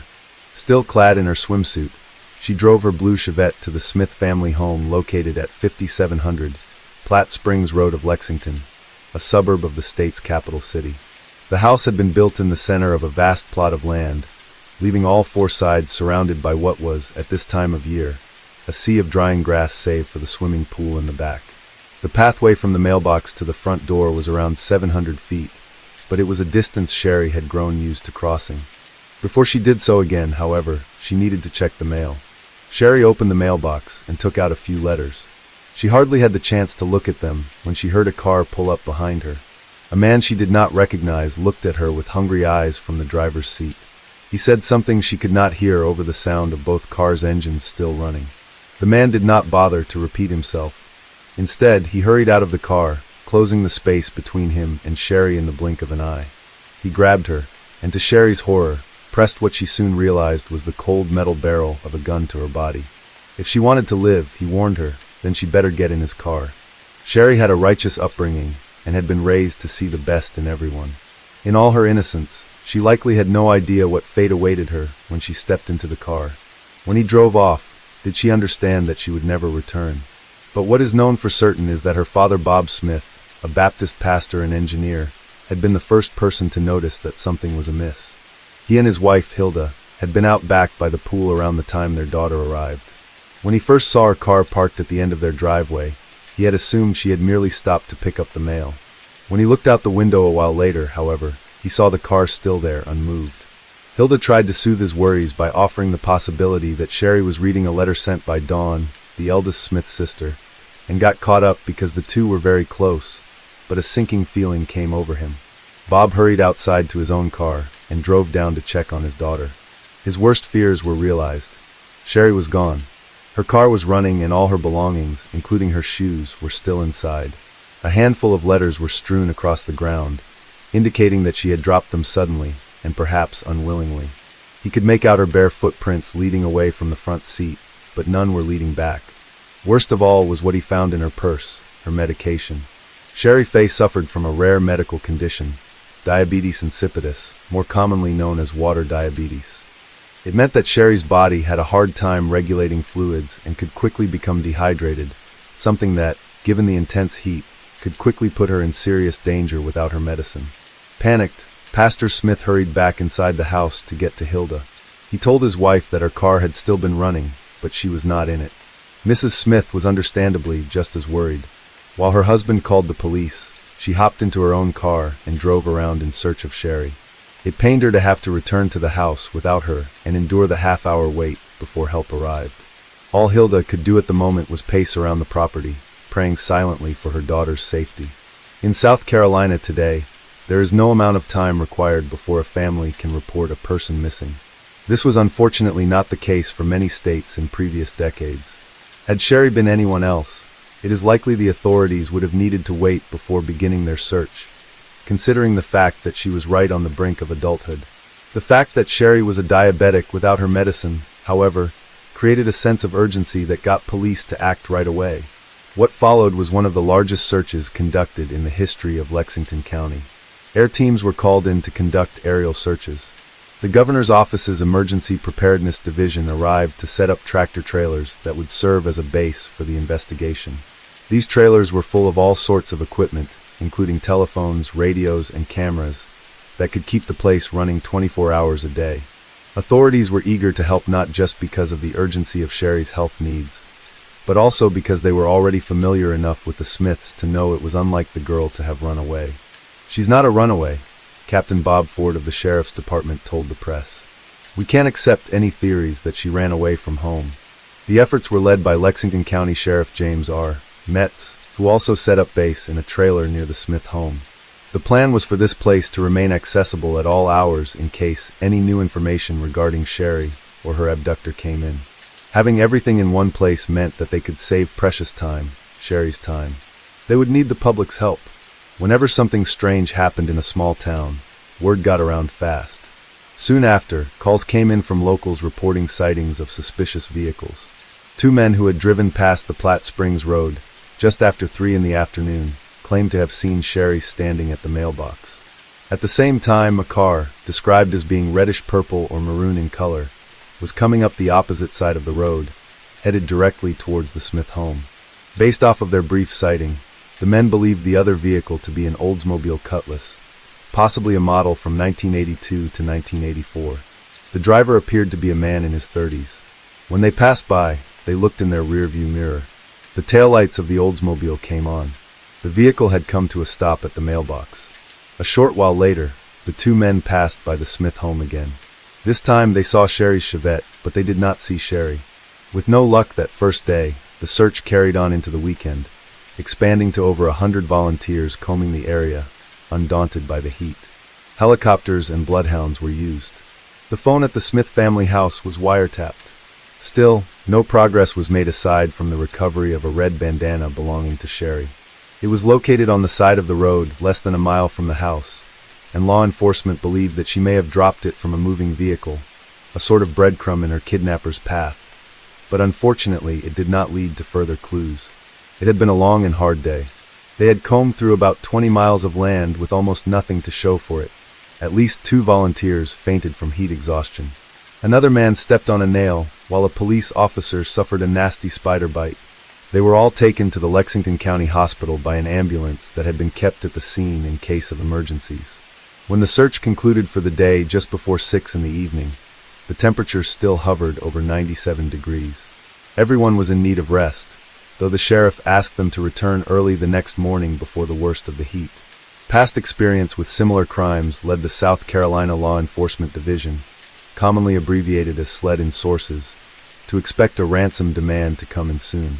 As grim as the prospect that Sherry was being held for ransom was, it was actually the preferable situation than most alternatives, because ransom demands meant the perp was likely to communicate with law enforcement, and being able to communicate with a perp made it easier to catch them. It also meant it would have been more likely that Sherry would have been kept alive as a bargaining chip, that is, if they were lucky. When the third day came with no demand, the local authorities were unsure what to do next. It was clear that this was no ordinary case. It was something bigger than their resources could handle on their own, so they needed help. Word of Sherry's abduction soon reached the FBI in the Columbia, South Carolina field office.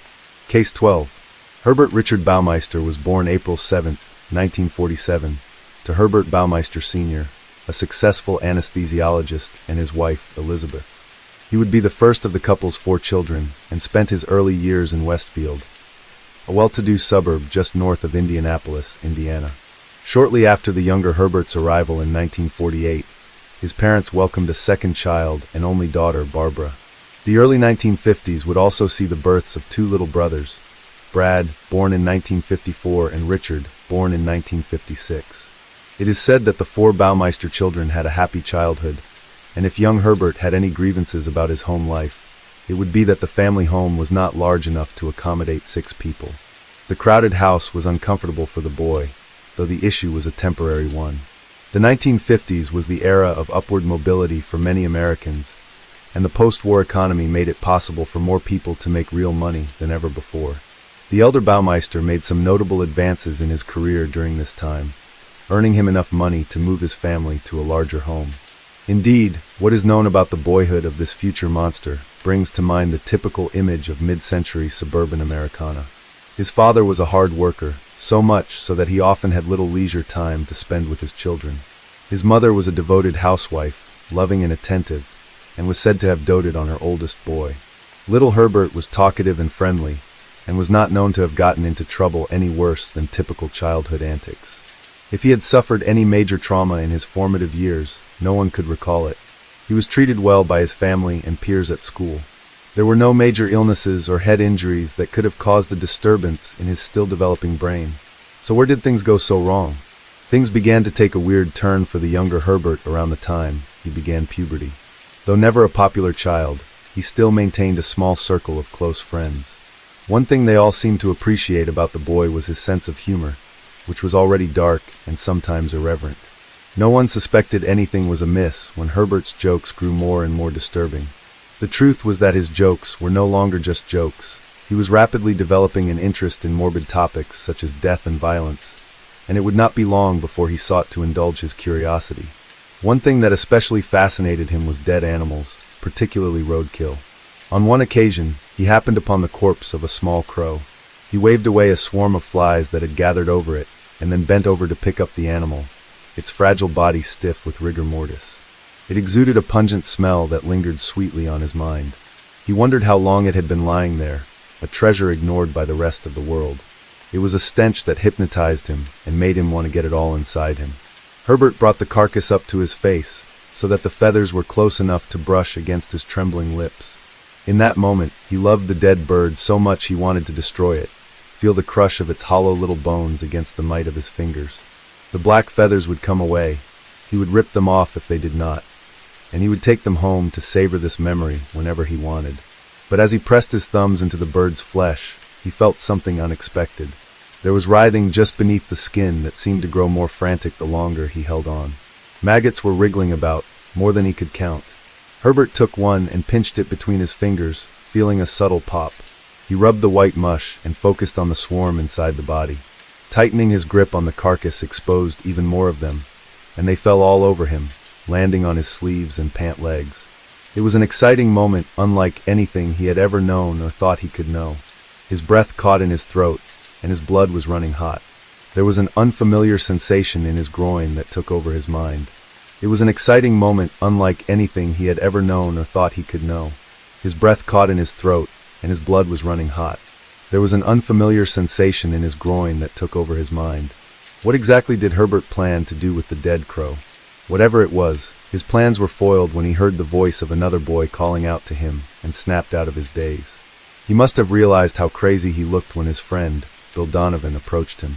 In that moment, he nearly let the crow fall back onto the roadside, but then he got an idea, something delightfully twisted that was sure to make Bill and all the other boys laugh. Case 13. Little is known for certain about one of history's most notorious female criminals. For starters, even the exact date of her birth is unclear.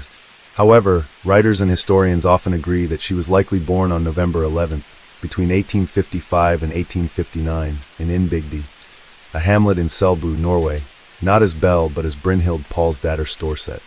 She was named after her father, Paul, as per the Scandinavian custom, literally Paul's daughter. What is known is that her earliest years were a struggle. She was the youngest of her siblings, the eighth born to the aging Paul Peterson Storset, a husman or sharecropper, and Berit Olsdatter, a homemaker. The family all lived together in a tiny, cramped cottage on rented land, supported by their father's equally tight salary. Brynhild's family was among the poorest in the area, making their living raising livestock on a single acre of land. When farming was not enough, Paul worked as a stonemason during the colder months. His children and wife helped out in whichever ways they were able. Brynhild, in particular, was often tasked with bringing home any twigs she could find scattered on the forest floor, as the family could not afford proper firewood. This earned her the nickname Snurkvispala, which translated to Paul's twig daughter among local bullies.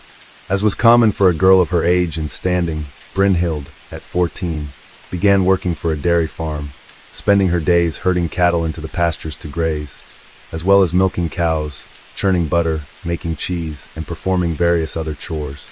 The Storsets were, by all accounts, a hard-working family, but for all their efforts they were always just right above starving. The situation became so dire that, more than once, Paul had to sign up to receive welfare. It is known that their financial situation grew worse in 1878, when Brynhild was 18 years old, just a few years before she would leave for America. Unsurprisingly, Brynhild became obsessed with money. It was a love that would live inside her for the rest of her life, driving her to do the unimaginable time and time again. Opinions on young Brynhild's personality appeared to be split among the residents of her hometown. There were those who sang her praises, including her pastor, August Hanstein, at the Evangelical Lutheran Church, as well as her employer. They saw the girl as a good Christian and diligent worker. She was well versed in the Bible and knew all her prayers. They never had any issue with her misbehaving. Then there were the others.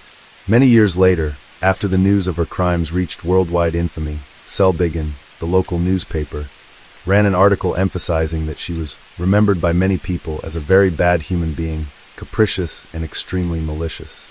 She had unpretty habits, always in the mood for dirty tricks, talked little, and was a liar already as a child. People mocked her and called her Snukkvistpula. As a grown-up, she was still little respected and was a scum of society.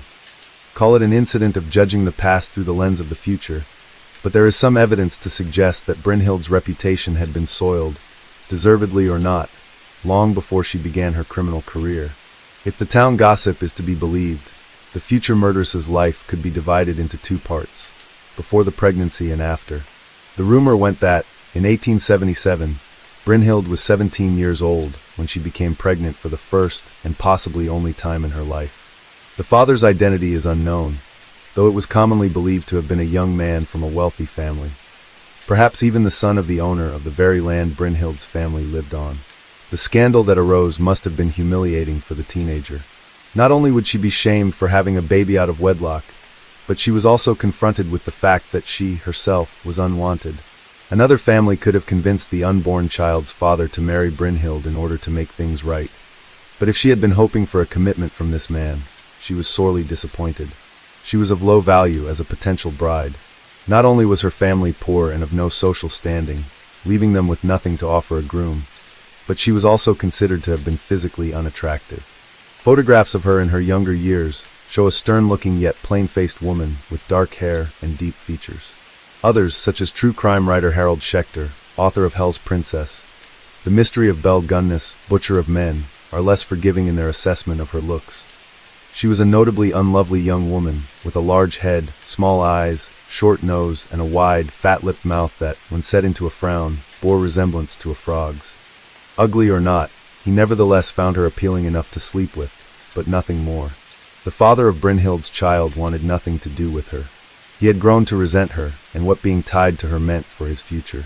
Brynhild got the chance to see him again one evening during a country dance.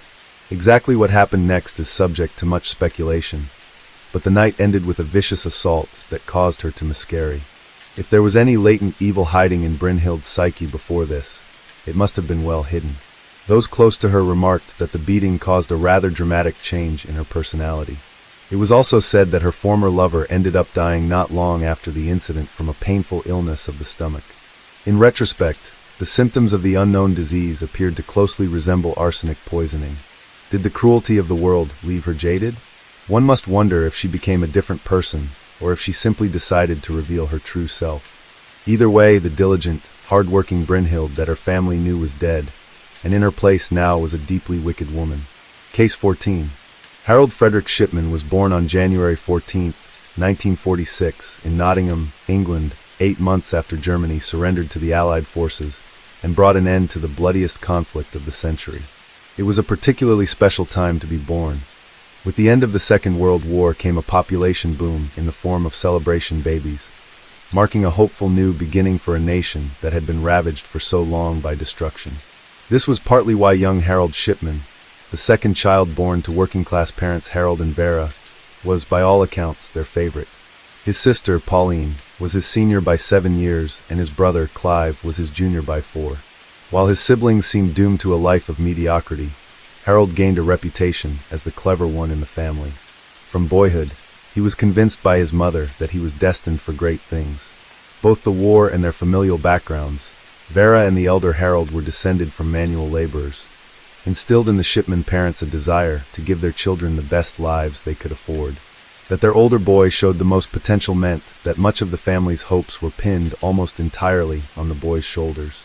Though the fear of failure was great, it surprisingly did not seem to create any feelings of resentment between them. On the contrary, Their bond only seemed to grow stronger as Harold reached adolescence. While not much is known about young Harold's relationship with his father, it was no secret that he remained very close to his mother for the rest of his childhood. This was less by his own choice than by his mother's insistence. Vera was said to have been overprotective and somewhat overbearing when it came to her favorite son. From the clothes he wore to the friends he was allowed to make at school, Vera always made sure he made the proper choices.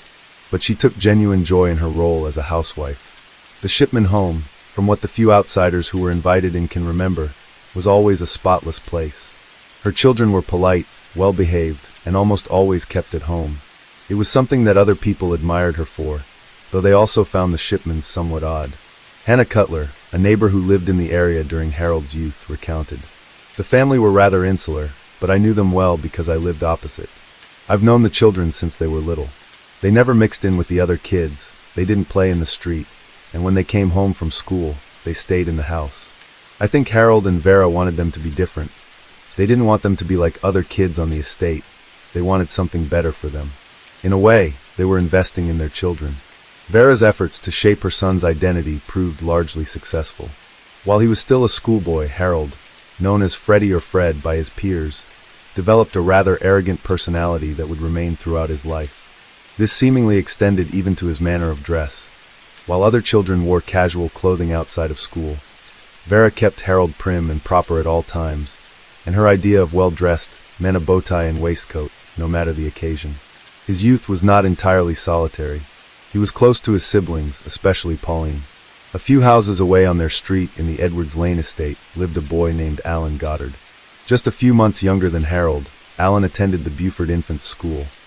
In the United Kingdom, children attend infants school from ages 4 to 7 and could be seen as a partial equivalent to elementary school in the United States, alongside him. Goddard would recall seeing Harold often during the short walk home during those early childhood days, and soon the boys became friends. The friendship would continue as they grew older. The unexpected population boom of post-war celebration babies meant that the local junior school, Whitemore, was unprepared for so many new pupils. As a result, the boys stayed at Beaufort for an additional year before they were allowed to take double-decker buses to and from Whitemore, a first taste of independence for young Fred. He was said to have been a good, though not spectacular, student. Little of note happened during most of his time at Whitemore aside from a struggle with left-handedness, something which, in those days, was seen as a malady to be fixed, which had a profoundly negative effect on the psyches of left-handed children. He did, however, discover a passion for sports, namely stoolball, a local sport similar to cricket and baseball. It was on the field that a more outgoing, though aggressive, side of his personality broke loose. He studied hard and got good grades. Along with stoolball, Harold excelled at football, the term for soccer in the United Kingdom, and rugby. Despite these accomplishments, his mother's high standards and his own elitism made it difficult for him to make friends. Even throughout his junior school years, the boy was seen as a loner by others. After finishing his primary education at around 11 years old, Fred was accepted into High Pavement Grammar School in September 1957. It was just what his mother had been hoping for. Founded near the end of the 16th century, High Pavement was a prestigious, all-boys school considered to be the best in the area. Unfortunately, his time there was not what he and his family had been expecting. While he had been considered an exceptional student before, the other boys at this new school were also some of the best in their class. For the first time in his life, Harold was not special, and the feeling of being lost within a crowd made him deeply unhappy.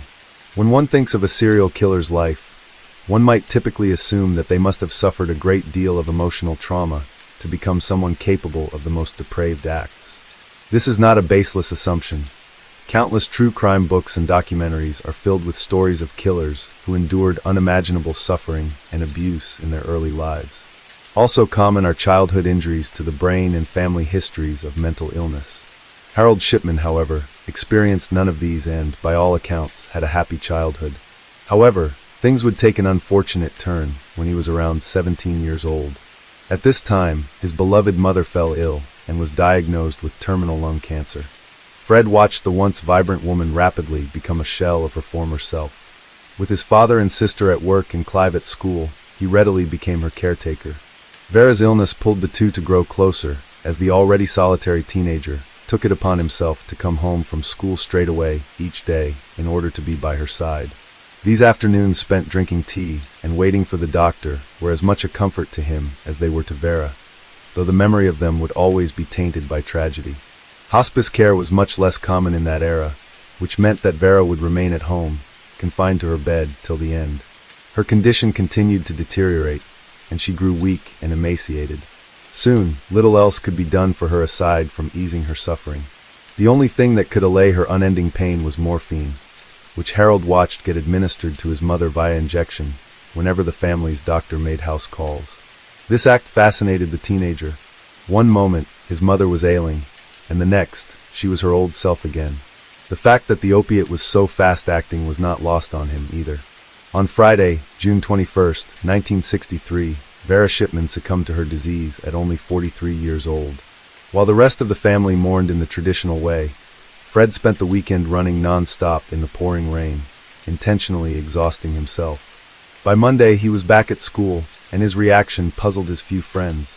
People would note that Fred appeared, on the surface, almost entirely unaffected. When a classmate asked about his weekend, all he said was, "My mum died." No one at school even knew Vera had been ill. His mother's death was no doubt a turning point in his life. Although Harold had previously shown no interest in studying medicine, Vera's death seemed to trigger in him a deep interest in the field, and he decided that he wanted to become a doctor. It would be a long and difficult road to take, but it would be worth it if he could do for others what the family doctor had done for his mother. There were other reasons too, but those were far less noble. Case 15. Chelsea Porman was a member of the Coexist First Nation and was born in 1995 in Regina, Saskatchewan. Chelsea was the middle child of two other sisters. She had a difficult childhood, and she and her sisters were put into foster care while her mother, Sheila Porman, battled cancer and addictions. After her mother regained her health, the sisters were allowed to return to their mother, where she raised them during their teenage years. Chelsea was known as a kind soul who went out of her way to help others, and would often bring hot coffee to people living on the streets during the winter. She had big dreams and loved animals, cared for the environment, and was interested in fashion design and cosmetology. In 2014, Chelsea graduated from Saskatoon's Bishop Murray High School and was even given a Perseverance Award by teachers for overcoming tough obstacles in order to finish grade 12. Just a few months after graduating high school, Chelsea was leaving a friend's house and, while walking home, was struck by a large truck. The accident caused a brain injury that left her mentally a few years younger than her actual age. She also suffered a fractured skull, a permanently disabled arm, and two badly broken legs in which doctors inserted metal rods and were unsure if she would even walk again. Chelsea's mother remembered her remaining positive throughout the experience, and with determination she learned to walk again with a brace on one leg and a shoe with a lift on the other. In 2020, Chelsea moved from Regina to Vancouver for a fresh start, to be closer to family, and have better access to mental health facilities. Months after moving, things were starting to look up, and Chelsea's sister remembered admiring her sister's continual efforts to grow and get better. On Sunday, September 6, 2020, during a long Labor Day weekend, the sisters decided to go out and have dinner together at Gastown's Alibi Room in downtown Vancouver. The two then headed to the Belmont Hotel at Nelson and Granville Streets. The sisters then took a 20-minute walk to Paige's friend's party at a house on Davie and Granville.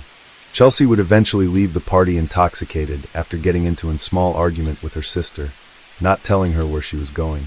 At 12:57 a.m. Paige was able to reach Chelsea, who texted her that she had met a new bae, whom she was meeting.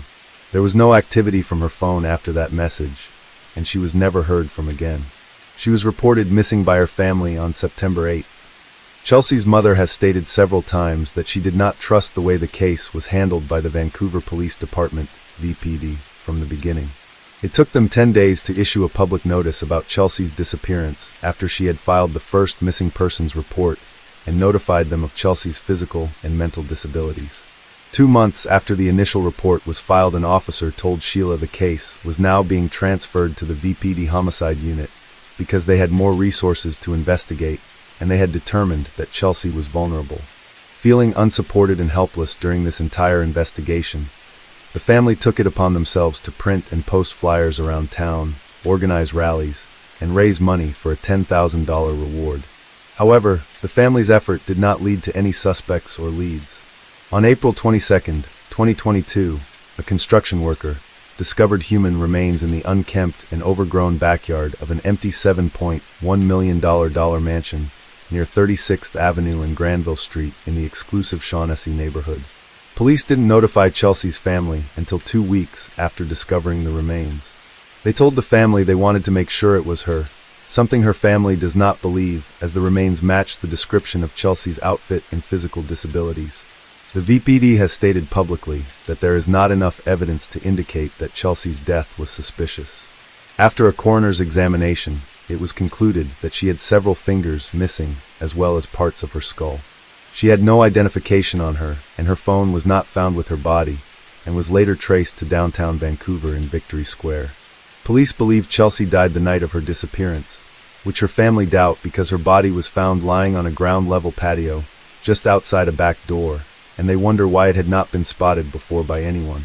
It was also hard for Chelsea to walk long distances because of her physical disabilities, and the mansion was located 5.8 kilometers from the house she was last seen at. Skeptical of the police work being done, her father, Mike Kiernan, broke into the mansion and was shocked to see several items that looked like they had belonged to Chelsea still on the patio where she was found. For example, a bus pass, hair elastics, socks, and parts of her cell phone case were still lying at the crime scene. None of these items had been collected by police to be investigated further. A VPD spokesman has stated that the investigation into Chelsea's death remains open, but reiterated that they have insufficient evidence to suggest her death was the result of a crime. Case 16. Alicia Navarro was a 14-year-old girl living in Glendale, Arizona with her younger sister and brother, father Ivan, and mother Jessica Nunez before she disappeared. Alicia was known as a sweet and simple girl. From a young age, she had advanced sensory abilities and learned to tie her shoes and do laundry. She was also very smart with electronics, and enjoyed spending most of her time playing video games such as Minecraft and Roblox. She loved to wear sweatshirts even in the Arizona heat, and go to McDonald's to get her favorite order of chicken nuggets. Alicia attended Bourgade Catholic High School in Phoenix, and described herself as introverted, nerdy, shy on her first day of school. Life was not always easy for Alicia, however, as she had to take medications, had a compromised immune system, and was diagnosed with autism. She was high-functioning on the autism spectrum, but her family still hired a behavior coach to help her through the challenges she faced from being in a school environment. She had a small group of childhood friends, as well as her many online gaming friends. On Friday, September 13, 2019, Alicia asked her mother, Jessica, if she could skip school, and her mother agreed, reasoning that she was feeling nervous. Alicia spent most of that day in her room. On Saturday, she spent the day with her mother, getting her eyebrows threaded and visiting a chocolate factory. Jessica remembered her daughter as being very happy that day. On Sunday night, September 15th, at approximately 1 a.m., Jessica was waiting for her husband, Ivan, to get off work when Alicia walked downstairs to get a glass of water. Seeing Alicia up late at night was not new to her mother, as she knew Alicia often stayed up late to play video games and talk to her online gaming friends. Alicia asked her mother what time she was going to bed before she headed back upstairs to her room. At some point during the night after her husband returned home, the two went to bed. The next morning, at around 7 a.m., Jessica was up making breakfast for her family. Ivan and Alicia's younger brother and sister were up, but Alicia was not up yet. While putting together the food, Jessica noticed that the back door to the house was slightly ajar.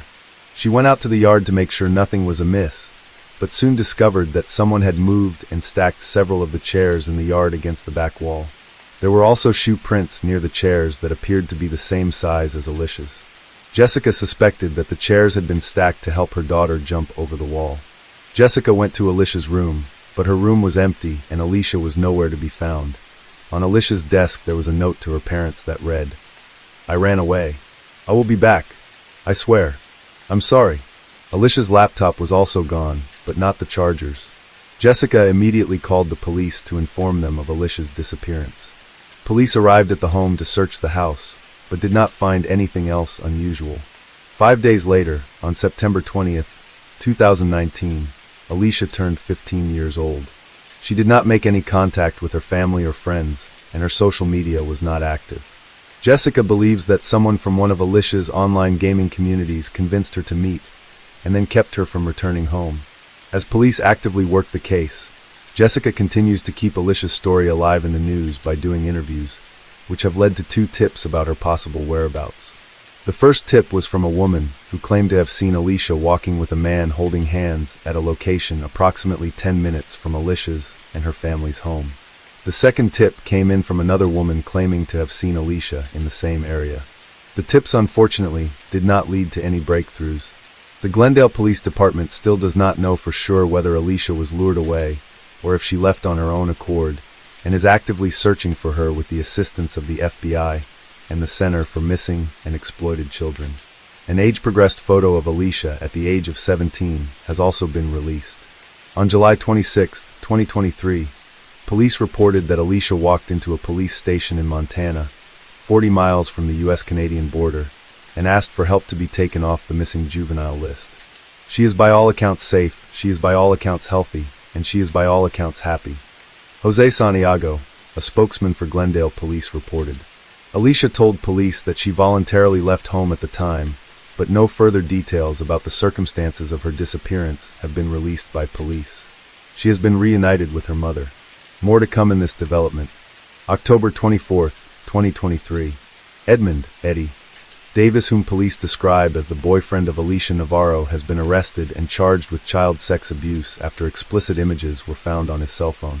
The images were discovered after his apartment in Havre, Montana, was searched by police looking for evidence. The current charges against Davis are not related to the disappearance of Alicia. Case 17. LaVena Johnson grew up in Florissant, Missouri with her father Dr. John Johnson, a service veteran, her mother Linda Johnson, and her 4 siblings. After high school, LaVena decided to enroll in the U.S. military. Her father had previously served, and she wanted to continue the family tradition. LaVena became a private first class in the United States Army and was stationed in Balad, Iraq. She worked in the communications building and wrote home frequently to update her parents on her experience. On July 17th, LaVena called her parents with the good news that she would be coming home early for Christmas and that she was looking forward to decorating the tree and spending time with everyone. Her mother recalled her being her usual jubilant self during this conversation. A couple of days after this call, the Johnson family received a visit from a soldier. He was there to tell them that LaVena had died, even alluding that LaVena had taken her own life, which struck her family as unusual. They had just spoken to her days before, and nothing seemed to have warranted her taking her own life. As more information came in about LaVena's death, her parents started to get a clearer picture of the events that transpired that day. LaVena got off work sometime between 4 and 5 p.m., but never made it to her physical training appointment. The Army claimed that LaVena had met up with a male soldier who she hung out with for approximately 4 hours in his room, and then both went to the shopping area to pick up some items before the two went their separate ways. At 1:20 a.m. her body was found in a contractor's tent in a pool of blood with her hand covering her face. Next to her body was an M16 rifle and some scattered papers. After an autopsy was done, LaVena's death was officially ruled a suicide by the Army. They claimed she was upset that her boyfriend of 2 months had broken up with her and that she burned letters from him and then committed suicide by firing an M16 automatic rifle into her mouth. The Army recommended that the family have a closed casket funeral, but the Johnson family decided on an open casket funeral. And it was here where they began to see several discrepancies with the Army's story. For one, LaVena's nose looked like it had been broken and her lips cut. The only sign of a gunshot wound was a small bullet hole on the left side of her head, but the Army told them she had shot herself in the mouth. The entry wound also looked like it came from a 9mm, not an M16 rifle. LaVena's gloves had also been glued onto her hands, which was not normal protocol. When LaVena's dad finally got his hands on the autopsy report months later, he discovered more suspicious information. He discovered that no rape kit was done and no fingernail scrapings were ever taken. It was evident that the medical examiner who conducted the autopsy had already determined that the cause of death was a suicide beforehand. At this point, the family decided to hire their own criminal investigator to look into the case. After months of back and forth with the Army, they were finally given the case documents, which included original color crime scene photos. The photos showed that LaVena had severe damage to her face, resembling someone who had been hit with a blunt object. Her nose was broken, she had a black eye and loose teeth, and some type of corrosive liquid had been poured into her genitals, most likely to destroy any DNA evidence. The gunshot wound was also inconsistent with suicide. Levena's father did not believe his 5'1" daughter's arms were long enough to pull the trigger of an M16 cradled between her legs, as described in the Army's report. The Army said they did not do a rape kit because it did not look like there was any evidence of a struggle. Even though there was no suicide note, no recovered bullet, no significant gunshot residue on her hands, and a trail of blood found outside the tent. The Army claimed that she was depressed and unstable days before her death and that her death was a suicide and closed the case. Levena's father, John Johnson, believes his daughter was assaulted and killed, and her crime scene was staged to look like a suicide to cover up for somebody on that base with high rank or prestige. The Johnsons are not the only ones fighting this uphill battle. Several families have lost daughters in the military to mysterious deaths and suicides. In many cases, they are left with unanswered questions, unrealistic conclusions, and a lifelong fight for the truth from the military. Below you can find some ways to help, and resources to dig deeper into Levena's case and other instances of military injustice. Case 18. On February 13, 2000, Asha Jakia Degree was 9 years old and lived with her father Howard, mother Aquila, and her brother O'Brien, 10 years old, in Shelby, North Carolina. Asha and her brother's life were centered around their extended family, church, and school. On that day, there was a car crash near the Degree house that caused the power in the neighborhood to go out. Their normal routine of taking a bath before bed was left to be done the next morning. The kids went to bed at 8:30 p.m., and Aquila set the alarm for an hour earlier the next morning, so the children could bathe before going to school. At 12:30 a.m. the power had come back on, and Asha's father Howard came home from work. He checked on the children and watched TV before going to bed at 2:30 a.m. He checked on the children one last time before going to bed, where he saw them both sleeping. During the night, Asha's brother O'Brien momentarily woke up and saw her standing in their room.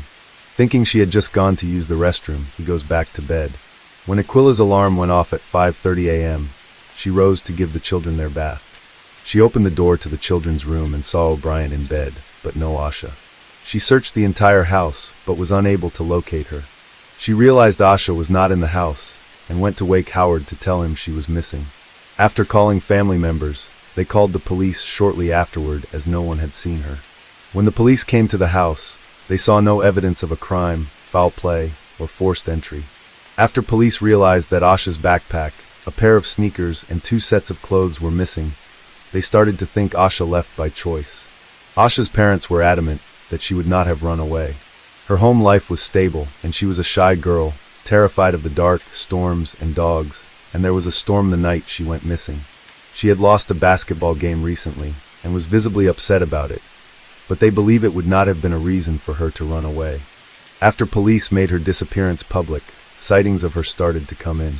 Between 3:45 and 4:15 a.m. a truck driver and a motorist claimed to have seen a young girl walking south along Highway 18 in the direction of town. The girl was wearing a long-sleeved white t-shirt and white pants, which police confirmed were missing from Asha's closet. Unfortunately, at the time of seeing her, they did not call the police to report it until seeing a TV segment about her later. The motorist claimed when he saw her, he turned his car around to ask if she needed any help, but she became frightened when he approached her, and she ran off into some trees by the side of the road. Another lead came in on February 15th. In a shed along the highway that belonged to a business, a woman told police she found a Mickey Mouse hair bow, a green marker, and a pencil inside the shed. Police searched the shed and found candy wrappers that were confirmed to be the same kind that Asha had gotten the weekend before, in a basketball tournament. Unfortunately, police were unable to do much with the lead, and it wasn't until 18 months later that another one came in. On August 3, 2001, 26 miles from her house, and in a different direction than the one she was seen walking in the night of her disappearance, a contractor found a black trash bag that had been buried on his property. He opened the bag only to see another black trash bag, and when he opened the second one, he found a child's backpack with Asha's name and telephone number written on it. Police searched the property, but were unable to find anything else significant. They did find a pair of men's khaki pants, but no public information was ever released from the DNA testing of them. After Asha's backpack was discovered, police officially made an announcement that they believed foul play was a factor in Asha's disappearance. In May of 2016, a new tip came in where a witness saw Asha getting into a dark green 1975 Ford Thunderbird or a 1973 Lincoln Continental Mark for along Highway 18 the night she went missing. In October 2018, police made a new plea for information regarding two items: a Dr. Seuss book McElligot's Pool, which was borrowed from the Falston Middle School library in early 2000, and a new Kids on the Block concert t-shirt.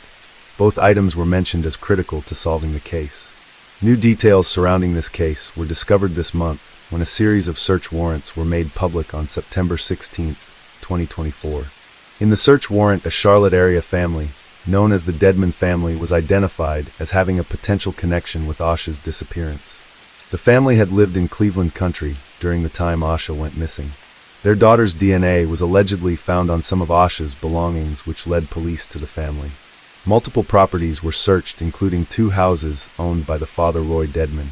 One of the Deadman family residences is located approximately 3.7 miles from where Asha was last seen. Among the confiscated items were computers, clothing, cameras, SD cards, and a smartwatch. At least one green vehicle was seized from one of the homes as well. Police are still investigating, and no suspects have been identified. Case 19. Ana Basaldua Ruiz was born and grew up in the state of Michoacan, Mexico, with her mother, Alejandra Ruiz Zarco, and sister. She was an avid reader since the young age of 5, and one of her favorite authors was Paulo Coelho. She also loved music, dancing, flowers, and plants, especially the smell of lavender. As she grew older, she was known by family members and friends to be an active, organized, neat, and disciplined person. In 2020, Ana became a naturalized U.S. citizen through her father, Ubaldo Basaldua, who resides in Long Beach, California. She then enlisted in the Army and moved to the United States. Her mother and sister remained in Mexico. Due to the pandemic, her training was delayed by a year, but finally began in July 2021. At the end of her training, she was assigned to the 91st Engineer Battalion as part of the 1st Cavalry Division at Fort Hood for 15 months, and was set to complete her contract in August. Fort Hood is located 150 miles southwest of Dallas. Her parents describe Ana's experience in the military as anything but positive. Her mother said that Ana had been harassed by one of her superiors and that other residents of the base had made sexual advances. Her friends on the base confirmed this as well, and told the Telemundo television network that she was being sexually harassed by a superior. Her mother recalled her saying, "Mom, everyone wants me to sleep with them, but they are assholes." It was known to her parents that she would complete her contract and then leave as she was no longer comfortable there. On Saturday, March 11, 2023, Ana's father Ubaldo talked to Ana, who, he said, felt bad, frustrated, and tired. She has also recently expressed to him that she was no longer comfortable, that her whole life was wrong, that she wanted to die. The next day he texted Ana, but never received any response. On Monday, March 13th, he continued to send her messages, but now they went undelivered. He went to check her satellite location, which appeared to pin her at a park on base. That morning, military officials showed up at Ubaldo's work and informed him that Ana had been found dead in a maintenance bay on base. They suggested it was a suicide. To him, this was inconceivable, even in her current state. Ana's mother has also expressed doubt about the claims of the military that her daughter died by suicide. On March 17th, the military investigators at Fort Hood have stated that no foul play was suspected in Ana's death. However, the Army Criminal Investigation Division, CD, and the Chain of Command are actively investigating the facts and circumstances surrounding her death. Both Ubaldo and Alejandra have complained in different interviews about the lack of information provided to them by the military. Ana's mother has applied for a 3-month humanitarian visa to travel to the United States to await the outcome of the investigation into Ana's death. Unfortunately, Ana's death and reports of harassment are not rare occurrences at Fort Hood. The base has a history of mysterious deaths and rampant sexual harassment. In 2020, Vanessa Guillen was bludgeoned to death on the base. That year alone, 23 deaths were recorded on base. The independent Fort Hood Review Committee also found a deficient climate on the base where sexual assaults were significantly underreported due to a lack of confidence and fear of retaliation, especially within enlisted ranks. Case 20. In 2001, Alyssa Turney was 17 years old and a junior in high school, living with her stepsister Sarah and stepfather Michael Turney. Alyssa's mother had passed away, and Michael's 3 older boys were living out of the house. Each sister had a very different relationship with their father. Michael was a cool, laid-back dad with Sarah, but with Alyssa, he was uptight, strict, and monitored her whereabouts. He told Sarah he did this because Alyssa needed more guidance and direction in life. Tensions between Alyssa and her stepfather were always high. May 17, 2001, was the last day of school before summer break, and that day Alyssa's sister Sarah was on an end-of-year retreat at Water World. Michael failed to show up after school to pick Sarah up at 3 p.m. though. Sarah ended up walking to a friend's house to wait for him. Sometime in the evening, her father finally arrived to pick her up and informed her that Alyssa was missing. Sarah used her father's phone to try to contact Alyssa on the way home, but couldn't reach her. At the house, Michael had Sarah check Alyssa's bedroom. There she found the contents of Alyssa's backpack scattered on her bed and her cell phone on top of her dresser. Her cell phone was next to a note which read, "Dad and Sarah, when you dropped me off at school today, I decided I really am going to California. Sarah, you said you really wanted me gone. Now you have it. Dad, I took $300 from you. That's why I saved my money." This was not surprising to Sarah at first, because Alyssa actually did have an aunt in California who she had recently talked about going to live with, as she had not been getting along with their father. That night, Michael, who used to be a police officer himself, called the police department to report Alyssa as a runaway. Police opened a missing persons file, but no investigation or follow-up was done, as Michael claimed she was a runaway and that he knew her location was in California.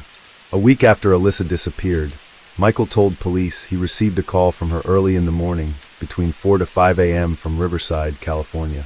On the call, Alyssa apparently told him she was unhappy with her life, blamed him as the reason she left, and then hung up. Police were never able to verify the call and were unable to obtain a copy of the recording. Michael had a home recording system, but had told the police it was not on at the time of the call because of the early hour. During the years after her disappearance, Michael started telling family and those close to Alyssa that he thought something terrible had happened to her.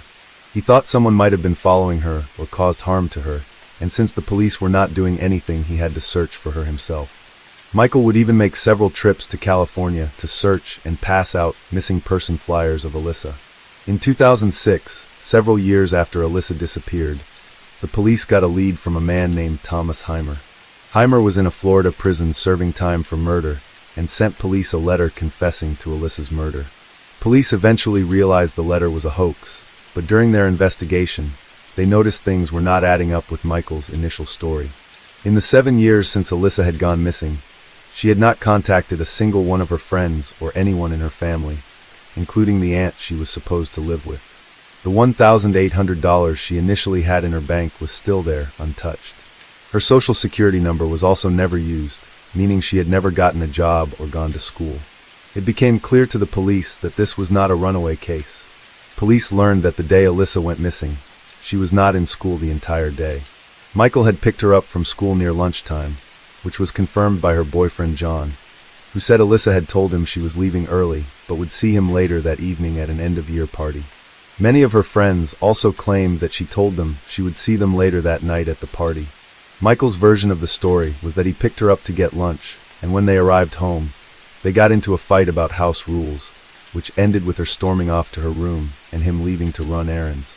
Police also discovered Michael was a very meticulous and paranoid man. He had documented every incoming and outgoing call to the house, and had cameras placed outside of his property. There was even a hidden camera in the vent of the living room. When police asked for the videotapes of the day of Alyssa's disappearance, Michael told them he reviewed them, and there was nothing to see. When they asked for the audio tapes of that day, he told them that unfortunately on that day the recorder had been turned off, so nothing was recorded. At this point, police had enough probable cause to search the house.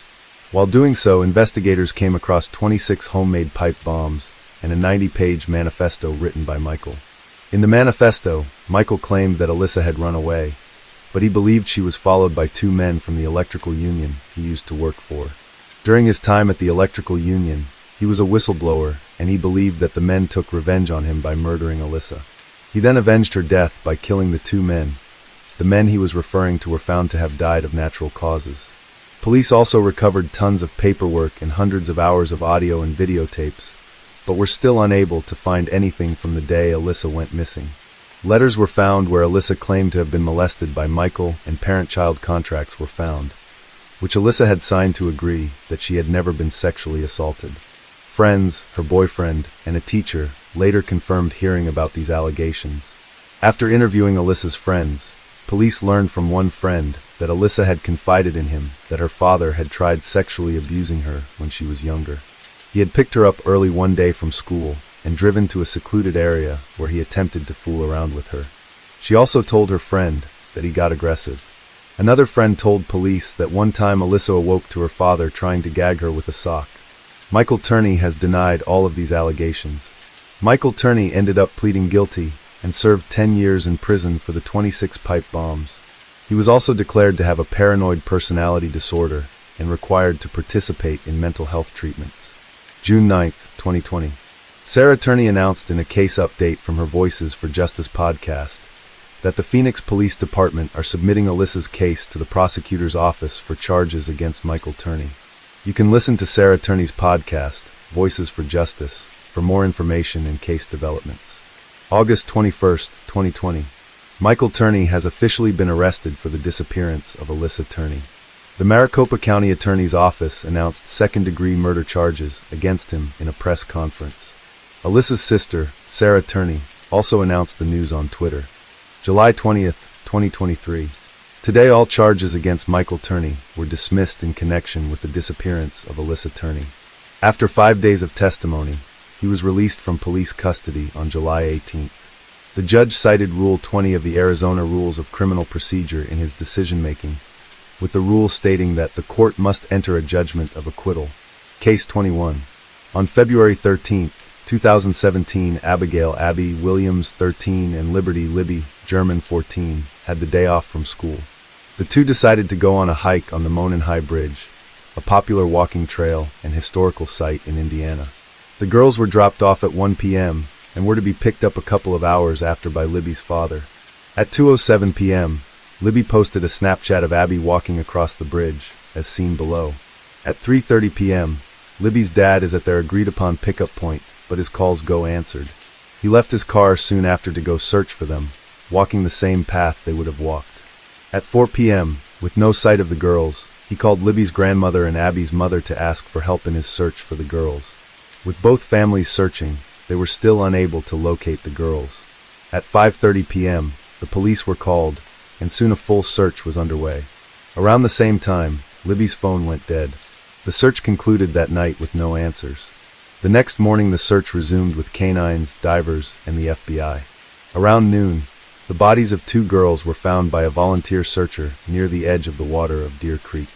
Deer Creek was approximately half a mile from where Libby's last Snapchat was taken. The area was part of a private 40-acre lot belonging to a 70-year-old man. He was eventually ruled out as a suspect. The next day, autopsies were completed and the 2 bodies were confirmed to be of Abby and Libby. No other information was given by the police on how they died, but a photo of a man is released by them to the public. At the time, they did not name him as a suspect, just someone they wanted to interview, as he was seen on the trail at the same time as the girls.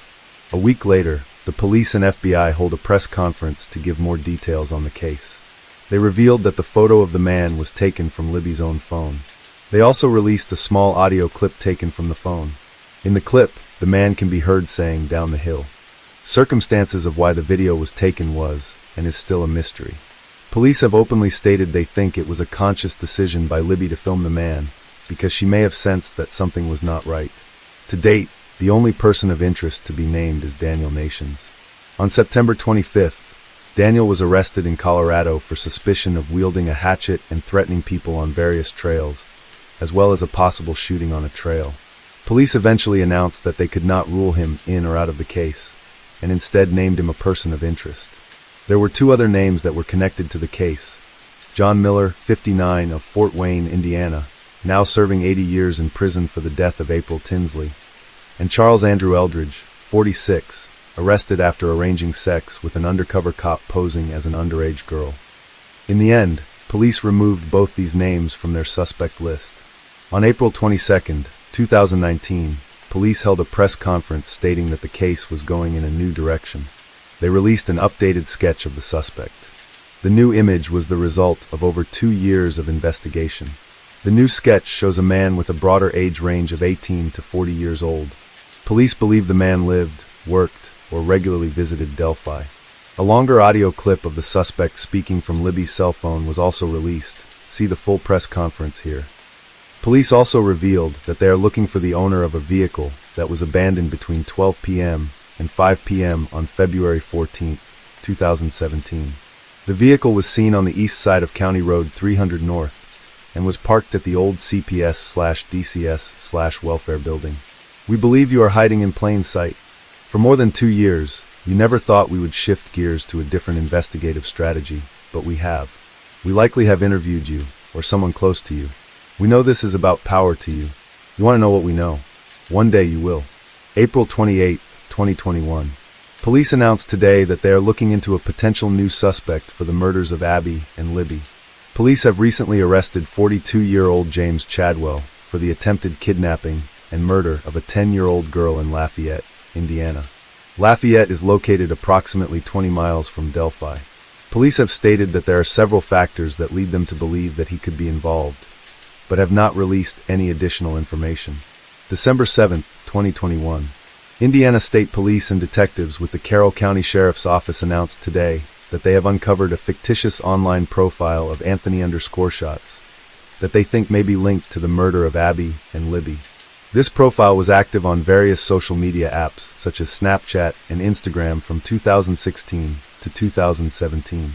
The profile showed photos of a known male model and was used to communicate with multiple juvenile girls to solicit nude images, obtain addresses, and coordinate meetups with them.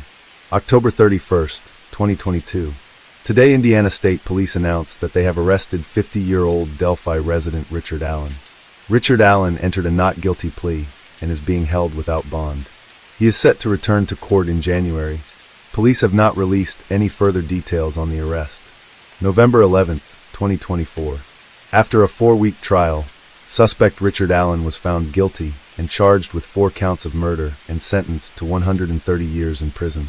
Prosecutors during the case said that Allen had encountered the girls on the hiking trail and, armed with a gun, forced the girls down the hill and cut their throats. Witness sightings of him on the trail that day, confessions to both the police and his wife, and an unspent bullet found on the trial all helped to prove his guilt in the case. Case 22. In 2017, Akia Shauna Eggleston lived in Cherry Hill, Baltimore. She was 22 years old, 8 months pregnant, and expecting her second child. Akia was unable to drive or walk long distances at the time because her pregnancy was considered high risk, as the baby was breech and she was on bed rest. On May 3, 2017, an older friend, now deceased, drove Akia to a bank in Baltimore's Inner Harbor neighborhood. Akia withdrew a total of $572, and it is suspected that the money was to pay the deposit for a new apartment she planned on moving into with the father of her baby. On May 7th, a baby shower and gender reveal party had been planned for family and close friends. Akia had spent months planning the party and was looking forward to celebrating with everyone. But on the day of the party, Akia never showed up. Worried friends headed to her apartment later, only to find her not there. They reported her missing the next day. Akia's disappearance was suspicious to her family from the start. Her family knew she would never have left her 2-year-old daughter or family without saying anything. When police searched her apartment, it appeared that she had moved out. Her bed was still there, but her dresser and all her clothes had been removed from the closet. Due to her condition, Akia's family knew it was physically impossible for her to move anything. Police interviewed Akia's roommates and friends, but no one claimed to have helped her move anything. Cameras at her apartment complex were not working at the time, so nothing was captured. The father of Akia's unborn son was Michael Robertson, a family friend who was someone that her family was concerned with from the beginning. He never showed up to the baby shower, never contacted anyone when she disappeared, and never helped out in the search efforts. He also had a girlfriend and multiple children at the time of her disappearance. Despite this, he was never named a person of interest by police. After a vigil held in front of her apartment, when family and friends were cleaning up, they discovered Akia's bank card in a bush in front of her complex. The card looked to be in good condition, and was never discovered by police when they initially searched her apartment, leading friends and family to suspect that it was placed there afterward. 4 years later, Akia's family is still actively searching for answers. Baltimore police believe foul play is suspected, and this case remains open and unsolved. February 3, 2022. Police announced today that they have arrested Michael Robertson and charged him with the murder of Akia Eggleston. He has been charged with 2 counts of first-degree murder in the killing of Akia and her unborn child. If found guilty, he will face a maximum of 2 life sentences in prison. Interviews, social media messages, and financial and telephone records were used to construct a timeline of the case by officials. They also discovered that a volatile argument had taken place between the pair the night before Akia's disappearance, and cell phone records show Robertson was the last person with Eggleston. Previous internet searches of his were also found, which included trash dumping locations in Baltimore. Akia's body has yet to be recovered, and Michael Robertson is currently awaiting trial.